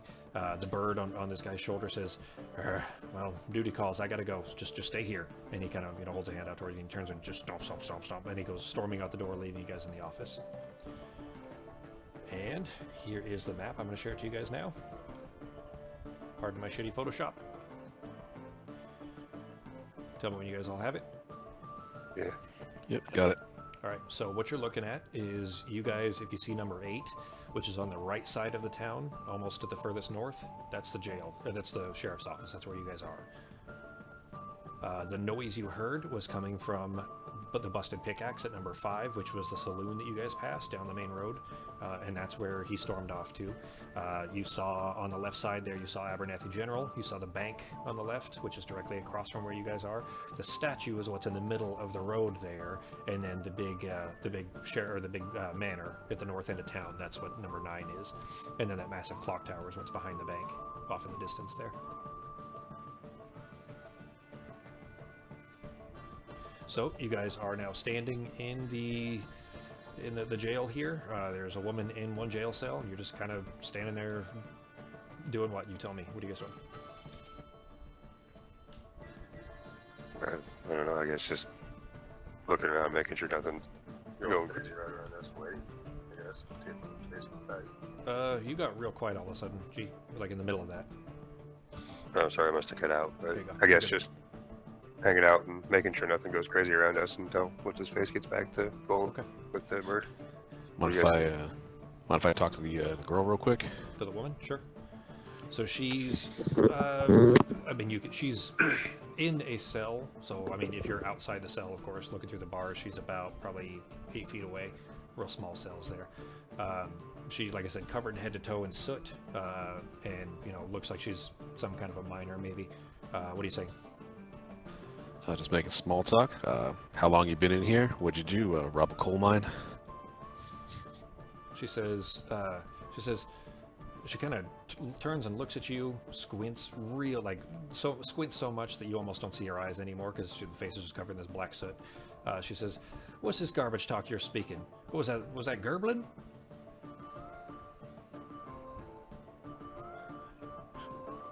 Gerblin. Yeah, that's Gerblin. She yells when you guys chuckle, when you kind of chuckle at her. She tilts her head like looking past Peter, look out the door, and she yells out towards the open door where she says, "Hey Wallace, I think these folk might be 6 Gerblins stacked up and dressed up in human skin." And she kind of chuckles when you don't respond. She kind of chuckles to herself. She says, "All right, I'm just playing with y'all. I don't hear so good because of all the explosions." She's asking you to repeat what you asked her. I just asked her how long has she been in here for. It's only been a couple days, but I don't know. I mean, I don't think I should be telling you guys this. You kind of look like you're all here to, just kill us all and steal all my root beer barrels, but I've been falsely accused. I've been locked up in here. They said I blew up the temple. I didn't blow up no damn temples. I blew up the earth. I get those diamonds out from under. Best there ever was, sure as shit true. A lot of folk here, they think my big ideas are dumb, small-eyed, bad ideas, but they say, "You got stink ideas, Hetty," but I tell them, no, I don't.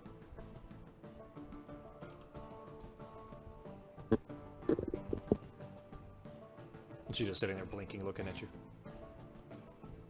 Well, all right then. So tell me a little bit more about these diamonds.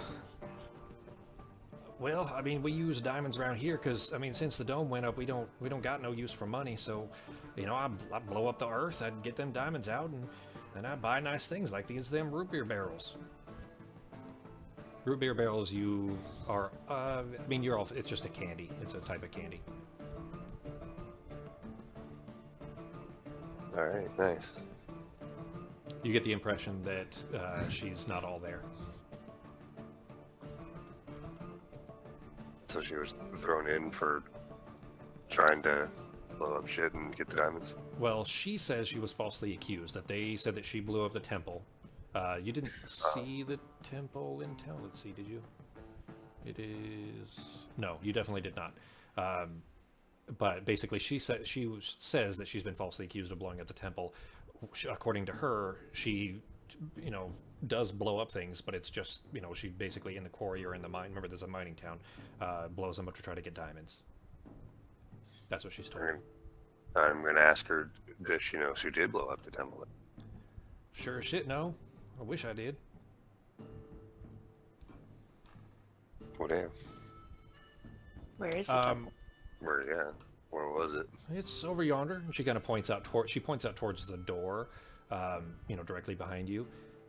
And you walked through town, you didn't see it. It's outside of town. If you guys look at the map, it's obviously you wouldn't have this map, but just so that you know where it is in the future, is out to the west, where just outside of town, basically. She says it's out there. And as you, let's see, okay. Yeah, we're good. We're good on time so far. It is, time-wise, we're looking at about, it was 10 when you walked in. We're looking at about probably 11:25 right now. Just because you looked at the clock tower when you came in and saw what time it was. So just measuring that, we're looking at about 11:25. So that will be important. So just keep those in mind. But what are you guys doing? You're just you keep on talking to her and waiting for well, you didn't get his name, but for the big guy to come back? Yeah. Unless you guys want to go. Should we give him another minute? Yeah, just real quick, kind of look around the office, see if there's any information or written information about anything, just to kind of learn more about where we are. Sure. Roll an investigation.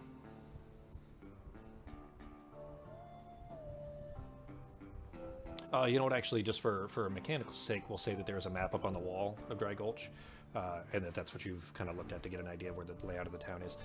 Looking around, you see the big desk, the big desk. There are a couple of wanted posters on the laying out like a old parchment, not really poster so much as just regular piece of paper size, but hastily drawn pictures of two different guys wearing purple kerchiefs over their mask, and you see that there's no color, but it says in the description, it says keep an eye out for purple kerchief bandits kind of thing. It doesn't have names on them, but basically just a couple of drawings of dudes wearing these purple kerchiefs. They look old. There's one big drawer. There's basically a bunch of cabinets and then one big drawer. The cabinets are all wide open. There's nothing in them that you can see, but there is a drawer on the desk. Can we snoop through the drawers real quick before they come back?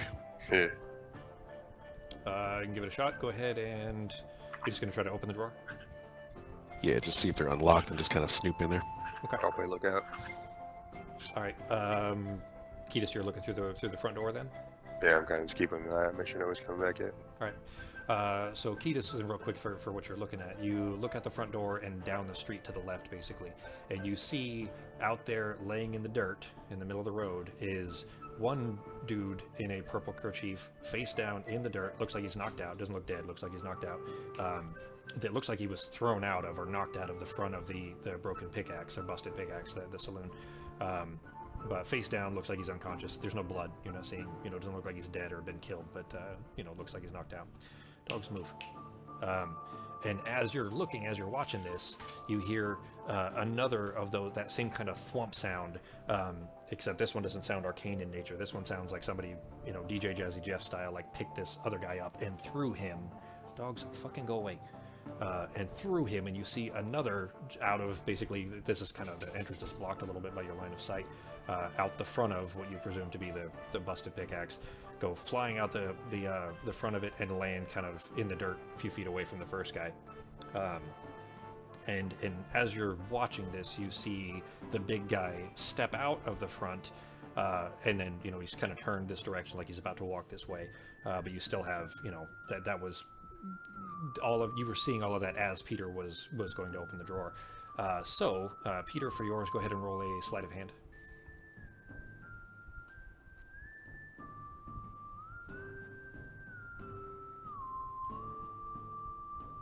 You reach down and grab the kind of little handle, old. It is a pretty antique kind of they don't have a lot of fine things here, but the handle for this drawer. And the moment you go to pull it, there's something wrong. You pull it slightly, and you feel tension in the drawer, but it's already too late. You've pulled it, and you felt that tension snap, like there was something maybe holding the drawer shut that was, not a lock, but something in there to kind of feel something. You've pulled it open, and you can see that there's a ring of keys, like a key ring, in the drawer, but it's already too late, because the moment that thing snapped, you hear woo, woo, woo, woo, woo, like a extremely loud, like noisy alarm going off, and the woman in the cell, who you didn't ask her name either, you actually heard her say it if you were paying attention, but you didn't ask her name. But she's in the cell there. She's oh, sure as shit, you guys is fucked. Wallace is gonna come back. He's gonna tear you guys up. And she's kind of just covered her ears and sitting in the corner, kind of rocking herself back and forth like she's not all there. And of course, Ketis, you're staring down the street there. You see this big hulking earth elemental go stomp, stomp, stomp, stomp, stomp, and running his way towards the front door. What are you guys doing? I'm gonna pull Toki out really quick and put the blame on Toki, because he's a cat, and he's just this big old stupid cat. Cats are known for opening trapdoors. So all right, so you pop him out as you just stand on the desk then? Yeah, he's standing on the desk, kind of swatting up at the slightly ajar, I guess, so you're telling shelf. him to swat at it like it was Yeah. it was his fault. Okay. So his paws on hand. Play it off, Toki. All right, so the big hulking guy is back in the doorway. You have to kind of step back. He says, "I leave you guys for 2 freaking minutes. What are you doing?" It's the cat, man. Oh, I'm just apologizing profusely for my cat. He's an idiot, so he's not that smart. Yeah, Cat, he just. where this fucking cat come from? We don't have any cats in town. Well, I mean, not one like this. Oh yeah, he was a small cat. He was just hiding on me. He's just dumb. He likes drawers. That's just his thing. He says, "Etch, I mean, look, I was just going to find Sheriff Isaac. There was some trouble in town, and you guys had to go and cause trouble too. Come on. I mean, look, I'm trying to do right by you here. Can you just, all right, look, do me a favor. Go in the cell. You guys just wait in the cell for minutes. It's nice and cozy in there. I mean, pardon Hetty, she's a little noisy, but other than that, just ignore her. Oh, you know what? Actually, sorry. When he first came in, he asks her. Sorry, let me roll back a little bit. He says, Hetty, can you corroborate that? Did that cat try to open that drawer? And she, you know what? Roll a persuasion check actually for Peter, and we'll use that to dictate whether or not she saw it or not. How believable your attempt to lie to him was. Sorry, deception, not persuasion. Deception, okay. Yeah.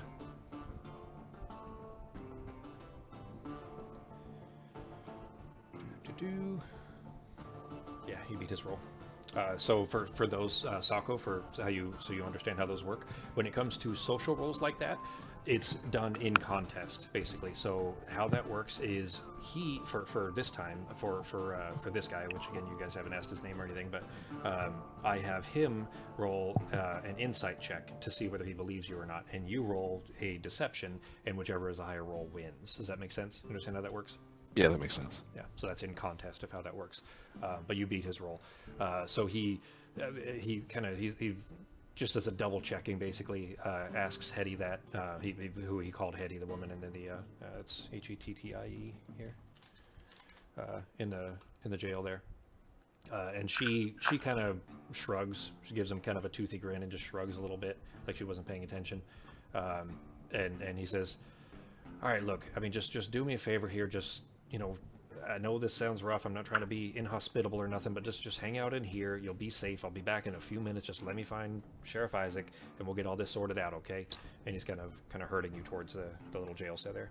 By the way, it looks this place is not well put together. It looks like you wouldn't really have much trouble getting right back out of that cell if you chose to, but that's what he's trying to herd you into it. While he's trying to herd us in there, we might have had to make a suggestion to him. Say, hey, you can keep a better eye on us if we come out there with you. It looks like there was some activity going on. Maybe we could help you. He says, "Activity? You mean them ruffians that were just trying to get some they were trying to get Lily to give them some free drinks, and she wouldn't do it, so she blasted one of them and I threw the other one. No big deal. That's not a problem. You give me 5 minutes, I'll be back with Sheriff Isaac."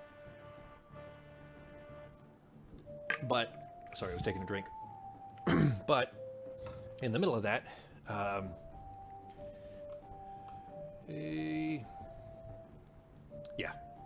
in the middle of that, it is about 11:30 at this point. And as he's saying this and kind of trying to, he's not being impolite. He's literally just trying to, keep you guys safe and not, because he doesn't necessarily trust you. He doesn't know who you are, and strangers in town can't be necessarily a good thing until we kind of find things out.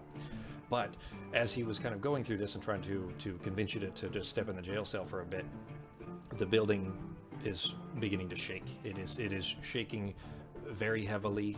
It feels like a nasty earthquake deep in the earth. You hear there's some concerned yelps coming from outside as the whole place begins to shake. You hear that same kind of landslide sound, except this time he's not moving. It's coming from the ground. You hear off in the distance the sound of glass breaking in front of the sheriff's office. You can actually see through the front bars, through the window there, that you see there's a lamppost out there in the street, and it falls over, and the glass enclosure at the top of it just shatters when it falls. You hear a horse down the road a little ways. It whinnies in fear, and then you hear it running down the main street like maybe it pulled its lead. And this is kind of all rumbling. You hear cracking from the back of the jail, and it just happens to be in Hetty's cell, and you turn and see a good-sized crack is already there, and she's already kicking at it, trying to break it open further. The big guy has got both of his arms up, like he's holding towards the ceiling in case something starts to fall, and he's trying to also over you guys, like he's trying to keep this from falling. If it does fall, he's going to try to block as much of it as he can over your guys' heads. And he's huge, mind you. I mean, he's almost to the ceiling himself. He yells over to Hetty. He's like, Hetty, come on! I'm just going to have to chase you down again anyway. Just stay put. And she's already kicked it and kind of made her way out. She slips out of the jail there. But this kind of big old earthquake just kind of rattled this shit around. You guys are standing there with the big guy. It is settled out finally. He kind of brings his hands down. The bird kind of flits back to the shoulder. And he says, what did you guys bring with you? This place is always so quiet, and you're not here for 15 minutes, and I have ruffians trying to steal drinks at the saloon, and we get earthquakes. What are you doing here? And he's kind of he's not. It was a rhetorical. He's not necessarily asking you, but he's kind of turning. He says, "Listen to me. I don't know what you guys are here to do. I'm gonna go find Sheriff Isaac. Just stay put. I mean it." And he turns and starts to make his way out of the. If you guys aren't gonna go in the jail cell, he's not gonna force you to, but he's gonna go check on the town and make sure that people aren't hurt. So, what are you guys doing? I don't know. I guess we can wait if you guys want to. Or we can look outside and see what's going on. Looking through just as you were, just because she just kind of ran out in the hole that Hetty had kicked in the side of there, you can see her. She's not fast. She's she's a middle-aged woman, a little bit loose in the head, but you can see her running what is probably fast for her off to the east. It looks like she's running out towards the quarry. Okay. It's probably 11:33-ish by now. All right. I guess. I mean, we could just ask him if he He's wants a little bit of help. Stepped out, so. Oh, he's gone. Yeah, Yeah. all right. And I just kind of look around, see what's going on outside, whatever we can see. Okay. So he's not far. I mean, you could ask him a question, but he's basically already outside the door. So, I mean, if you're not asking him a question, he's kind of made his way down the street and he's heading back towards the. Actually, he's heading over across the street to, over to the Abernathy General down at the end of the road there. It sounds like there's some noise coming from out there that he's just going to figure out what it is. So what are you guys doing? Just hang out in the jail? Guess so. So there's... Bad. Huh? So there are some broken chairs. I mean, there's basically, you can sit on the desk, you can just sit around and read your book. But if you're just going to stay here in the sheriff's office in the jail, I mean, there isn't a whole lot to entertain yourselves with. So if you're not doing anything, are you just chilling basically until he comes back? Yeah. All right. Peter, same. Yeah, we've already kind of pissed him off enough, I think. All right, so I was kind of expecting you guys to cause more trouble, but it sounds like you're just going to sit around and be polite. So a few minutes pass by, another 12 minutes. It is about 11:45 at this point.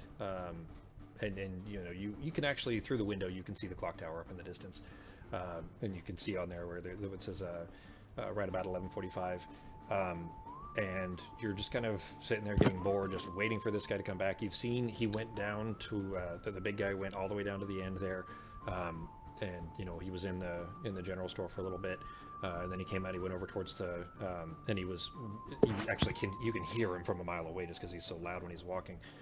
But it sounds like he's walking north up the road, back towards the jail where you guys are, and then there is a cacophonous, ground shaking, like bone rattling boom, and this explosion doesn't sound like the bar fight from earlier, doesn't sound like the earthquake. This was the sound of a short pop and then a fucking explosion, just extremely loud. There is smoke pouring out the you're looking through the you hear this, you look out down the street. There is smoke pouring out of the windows and the roof of the bank. Flames are licking up from the roof where there's a big hole that's blown up through the ceiling of it. A spindly human man, very much on fire and wearing a purple handkerchief around his face, comes barreling out of the doors of the bank, and he throws himself out in the dirt and rolls frantically, trying to slap his legs and his arms like he's trying to put out the fire. What do you guys do? We'll have to go over there and help that guy real quick, see if we can help put him out. All right, so you're gonna. The bank is basically right across the street. This is right in front of where you guys are anyway. So you're gonna run out there. Yeah, see if I can help him out. All right. So the big guy, the big guy is as soon as this boom happened, like it rattled him pretty heavily too, and he's kind of storming as fast as he can. So you see him running up the street towards you. He's about halfway there, and you guys go. All three of you go running out. Yeah. Okay. Peter. Yeah, I'm gonna kind of look for the stone golem, just to see if I can wave him down, so that way he doesn't think that we're part of it. All right. So as soon as you step through the door, you see him running this way. The head doesn't move, remember, but the tiny little bird there is what he's looking with. But you can't necessarily tell if the bird is noticing you or not. But you kind of wave at him just to to tell him, hey, we're not trying to be dicks here, kind of a thing. and rush over towards the bank. About in the middle here is where the guy collapsed, and he's just kind of a spindly, looks like he's probably late teens, guy with that purple kerchief over his face, and he's rolling out in the dirt, and he's kind of stopped moving. So what are you guys doing? There's smoke and pouring out of the front of the bank, out of the windows. There's 2 windows in the front and then the door, and then there's a giant hole in the roof of the bank that there's a massive pillar of smoke pouring up through, and there's fire coming up through that. Does it look like there's anybody else in there? Oh yeah, there's screams coming from inside. There's lots of people inside still. Is there any way to get in, get out, or is it all too? The voice keeps going in and out. I'm not sure if you are touching your microphone or something, but yeah, you can go right in through the front door. There's smoke pouring out of it, but so far you're not seeing fire in the front. It looks like it's still on fire, but doesn't look like the place is burned down yet. But yeah, you could definitely walk in through the front door. All right, well, I'm going to get low and then go through the front door. Okay. See if I can see anybody now. Peter and Navarro, what are you guys doing? I guess follow him in there. Okay. Go ahead. Have we determined that the purple bandana guy is incapacitated right now? Is he just on the ground for the golem to go pick up? He stopped moving. He was on fire. He got most of the fire out, it seems like. He doesn't look like he's still on fire, but he's just singed and smoke coming off of him. And he rolled himself in the dirt a bunch, and then he stopped moving. You don't know if he's unconscious or dead. I mean, you can find out. You just don't know from looking at him. All right, as long as we're close to the golem, I assume the golem's coming towards us right now. If you can, just drag the body a little bit towards the golem, just to kind of make sure he's secured, then I'll run inside. Okay. Yeah, so you pull him over towards the front door of the bank then, because that's where the golem is going. The big guy. Yeah, just safety and to get him detained. All right, so you pull him over towards there. Ketis and Navarro, you guys step inside. Peter, you kind of following close behind. And then the big guy, who you did hear, Hetty, she called him Wallace a couple of times. So even though you did not ask his name because you guys are impolite and rude, that is his name that you've heard him called a couple of times. But anyway, you kind of step in, and Wallace is right behind you. He comes, stomp, and is right behind Peter as you guys step inside. You see there's a small woman, middle-aged, has platinum blonde hair. She's clearly dead on the floor. Half of her face is missing, and just near the doorway, basically, like she was trying to get out, but it was too late. And something went through her head and took half of it off. Young man, probably late teens, jet black hair, ruddy complexion, dead on the floor. There's 2 guards that are standing right next to each other on one side of the door, laying down, also dead. There are 2 purple kerchief wearing, the same ruffians as the guy that's outside. The same kind of kerchief that you saw the guys that were thrown out of the saloon half an hour ago, G. There's 2 of those, middle-aged, burly and tattooed, also dead.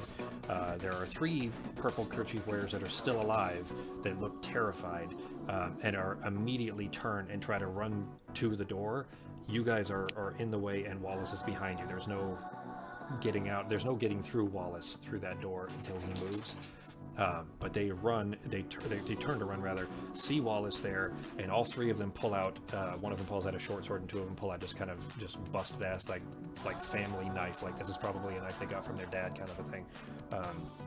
And look like they're about to try to fight their way through. And they're not really looking at you. They're looking at Wallace. You guys are strangers, but they know that Wallace is the law here, the deputy pin. And you guys, you kind of are still looking around, but you guys have, get out of the way enough to let Wallace through. But he immediately is just rounding them up. There's no difficulty to this. They don't have any shot at all. You do see there's a dwarf woman behind the counter who is holding on to it, but she's bleeding badly from a head wound, bleeding onto the counter there. It's the only non-human that you've actually seen here, by the way. Everybody's human with this dwarf woman behind the counter. Older woman, got red hair, and it's kind of matting in with this blood that's just pouring out onto the counter. Wallace basically is entangled with these 3. You guys are in there. You've seen 1 person alive, and then these 3 that are alive that are fighting with Wallace. What are you guys doing? See if we can help get that dwarf lady out. Sure. She's behind the counter. So what are you doing? And she's still conscious? I'll ask her if we can help her get out. She doesn't respond. she's like looks dazed, like she's not really responding very well. She's probably struggling to stay conscious, like maybe she's not all there at the moment. I mean, it's still pretty chaotic in here, but she looks up at you. She just doesn't verbally say anything. So what are you doing? I'll go over and see if I can just kind of help her up and walk her out a little bit if she can still walk. So you go over there. You can see she looks like, other than this nasty head wound, she looks like she's intact. She's not missing any limbs or anything like that, but leaning against the counter. So you're gonna have to go around behind the counter to get to her, unless you're gonna try to pull her over it. No, yeah, I'll go around and see if I can just help walk her out. There's the side of it is covered in rubble. You're gonna have to jump over the counter. It looks like there was a door in the back of this bank. It looks like it was probably a vault door, and that looks like where the explosion came from. Okay, so she's behind the rubble. Can I get over it? She wouldn't have any way to get out. You can probably jump over, but she would not be able, unless she could climb over it. Basically, she wouldn't be able to get out any other way. She'd have to go over the counter essentially to get out. So you're gonna try to jump over the counter to get to her? Yeah, I'll see if I can help her out like that. Roll acrobatics. What are Navarre and Peter doing? How much stuff is on fire? The roof is on fire. We don't need no water, but it's bad. Like there's a hole in the ceiling and there's light coming through it, and the roof is on fire. Basically, the walls are on fire, and it's spreading, but it doesn't look like it is.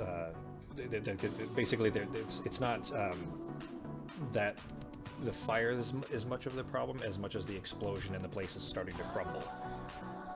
Acrobatics, yeah, that's fine. So you can hop over there. You're back behind with the woman. What is Peter doing? Is there anything I can investigate or look around the bank to see what was taken or what was the reason for the explosion? Obviously, it's a bank robbery, but specifically, what are they going after? Yeah, go ahead and roll an investigation. And Navarre, what were you doing with the trying to look at the fire? What are you doing? I was gonna use the conjure water, or no, sorry, create water. I think I have a container for that, don't you? I thought it says it can fall as rain. Oh, really? Okay. Yeah, it's first 10 level. gallons of clean water.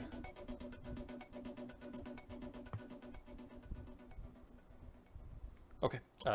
Instantaneous and just an action. Yeah. So you're gonna cast that then? Yeah. Okay. You're gonna have it rain. So, yeah, just try to get out as much fire as I can. Okay. So it starts pouring in, and you guys are inside. So I mean, it's pouring on the roof basically, which is helping to put out the fire that's around the ring of this thing basically. But it's just basically where that hole is in the roof. It is now pouring straight down on top of what Peter's looking at, which is basically where that vault door is blown open, and there are just like a cascade of gems across the floor of diamonds and various different gems. Remember, this is a mining town. And as Hetty has described it, they, this is their currency. They don't use money because they've been locked up in here and money doesn't have much value. But they do have a lot of these diamonds, so they've been trading these diamonds essentially, is the impression you got. But anyways, there's just tons and tons of diamonds. And you turn, Peter turned, you look and see the three guys that are fighting with, were fighting with Wallace. Each have a sack thrown over a shoulder that you presumably would have a bunch of those in there as well. That's most likely what they were after. But anyways, now it's raining down through this. Ketis, you're back behind the counter with the dwarf woman. What are you doing? See if I can help her up over it and get her out. Okay. Roll. She's not responding. She's a little like shell shocked from the blast. So you're gonna have to either lift her up and try to climb over yourself, or like just pick her up and set her on the counter. I guess what are you trying to do beyond that? Because she's not being helpful. She's essentially dead weight. I'll probably pick her up, set her on the counter, get on the other side, pick her up, and then set her on the other side. Roll a flat strength check.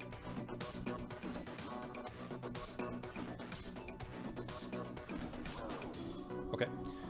As you're lifting her up and you setting her on the counter there, you see that the big guy Wallace was swinging that halberd through, and he's just carved through these 3 guys. There are, where this place was already covered in dead bodies, there are now 3 more that are just in bits and pieces all over the place, that these guys that just tried to attack him, they presumably just caused all of this, and he's kind of carved his way through them.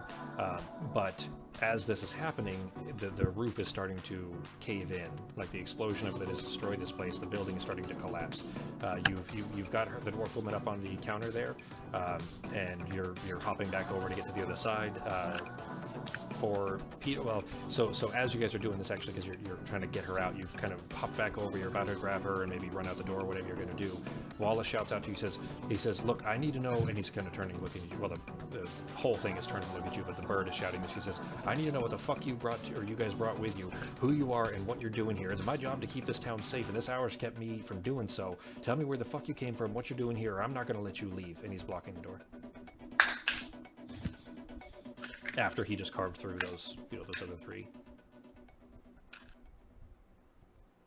We didn't bring nothing with us. We actually just came through to see. Oh, As you're saying that, a beam from the ceiling falls down and crashes into his head, and it cracks over his head, cracks in half, and falls to either side of him. And you go ahead and roll a persuasion check on Ketis.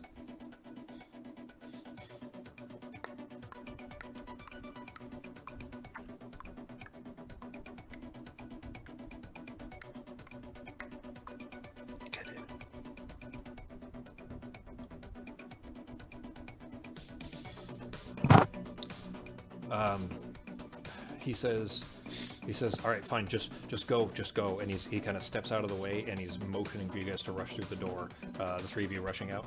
Ketis, you're carrying the dwarf. Yeah, run out. All right, so you are rushing out through the door.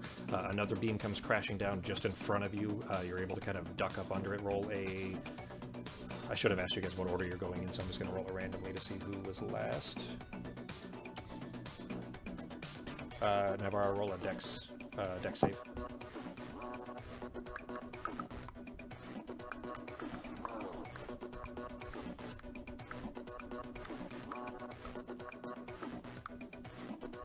Yeah, it's fine. So this beam comes crashing down. Basically, you see it because you're further back. Ketis goes out first, carrying the dwarf. Peter right behind, and you come rushing in. But this beam comes down just as Peter's going under it, and you kind of almost ninja slide. You kind of duck your head down and go up under it as it's coming down. But it crushes right in front of it, kind of blocking the door a little ways. And another, you see, as soon as you come through, you kind of turn and look, and another beam falls down and cracks Wallace across the head. He kind of rushes towards the door behind you, but just as you get out the doorway, that whole wall collapses completely. It just falls all the way in, just blocking out. And you barely have time enough to kind of turn and look. You see before you see the remainder of the ceiling. That whole building really comes collapsing down with it. It is just the whole thing comes down on top of it. And you can actually see, now that you can see that the bank has fallen, the clock tower's right behind it, and you're looking basically where the bank was, but now the whole place has collapsed. You can still see kind of the shape where Wallace is still inside there. You look up and see the clock tower there, and the base of the clock tower is on fire, and the fire's starting to climb up it. There's still some people now who have come out into the street to kind of see all this, see what's happening. You see a small girl with a big bucket of water that kind of runs over it and tries to throw it on. By the way, there's still kind of rain clouds coming from above, but it's kind of localized. It's only, I think it's a 10-foot radius or something, but just on the bank basically, but not covering the clock tower behind it. This small girl throws this bucket of water onto the fire, and she kind of realizes that's not enough, and she turns and runs. You see some other people trying to do the same thing, but it's the bank is gone, the clock tower's on fire, and then the clock tower chimes because it has struck noon. And it chimes again and again, and it chimes through 12 times, as clock towers are wont to do when it's turned noon. And as it does, something absolutely terrible happens. There is another tremor in the earth. This one much more powerful than the last and much stronger. It doesn't seem to show any signs of stopping. And as it picks up, as the clock strikes noon, the residents of Dry Gulch, who are now standing in the streets and starting to scream and hold one another. The buildings that were standing just start to begin to fall in and collapse in on each other like they were made out of toothpicks because the ground is shaking so violently. All 3 of you roll a dex save.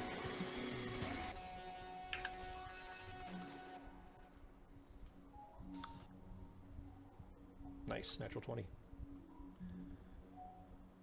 Boo. Dang it.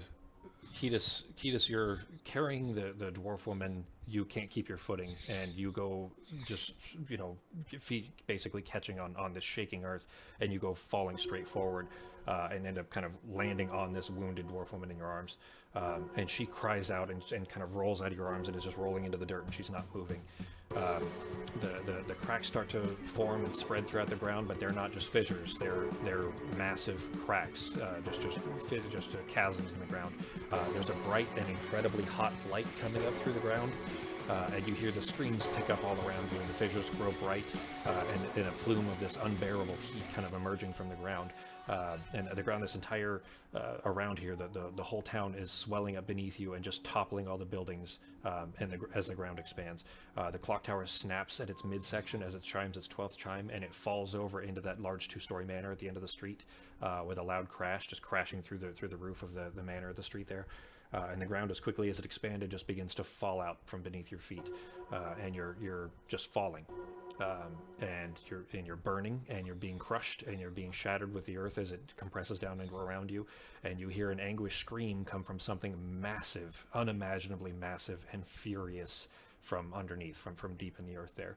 And at that exact moment when all three of you are certain that you're about to die here in this fiery hell below the earth there, suddenly you're back in that white space, and you see that old woman again, and she says, "You're going to have to do much better than that, I think." And then you wake up. And that's where we'll end tonight's session. Wow. Oh, damn. So, this is... I'll go ahead and stop that. Hang on a moment.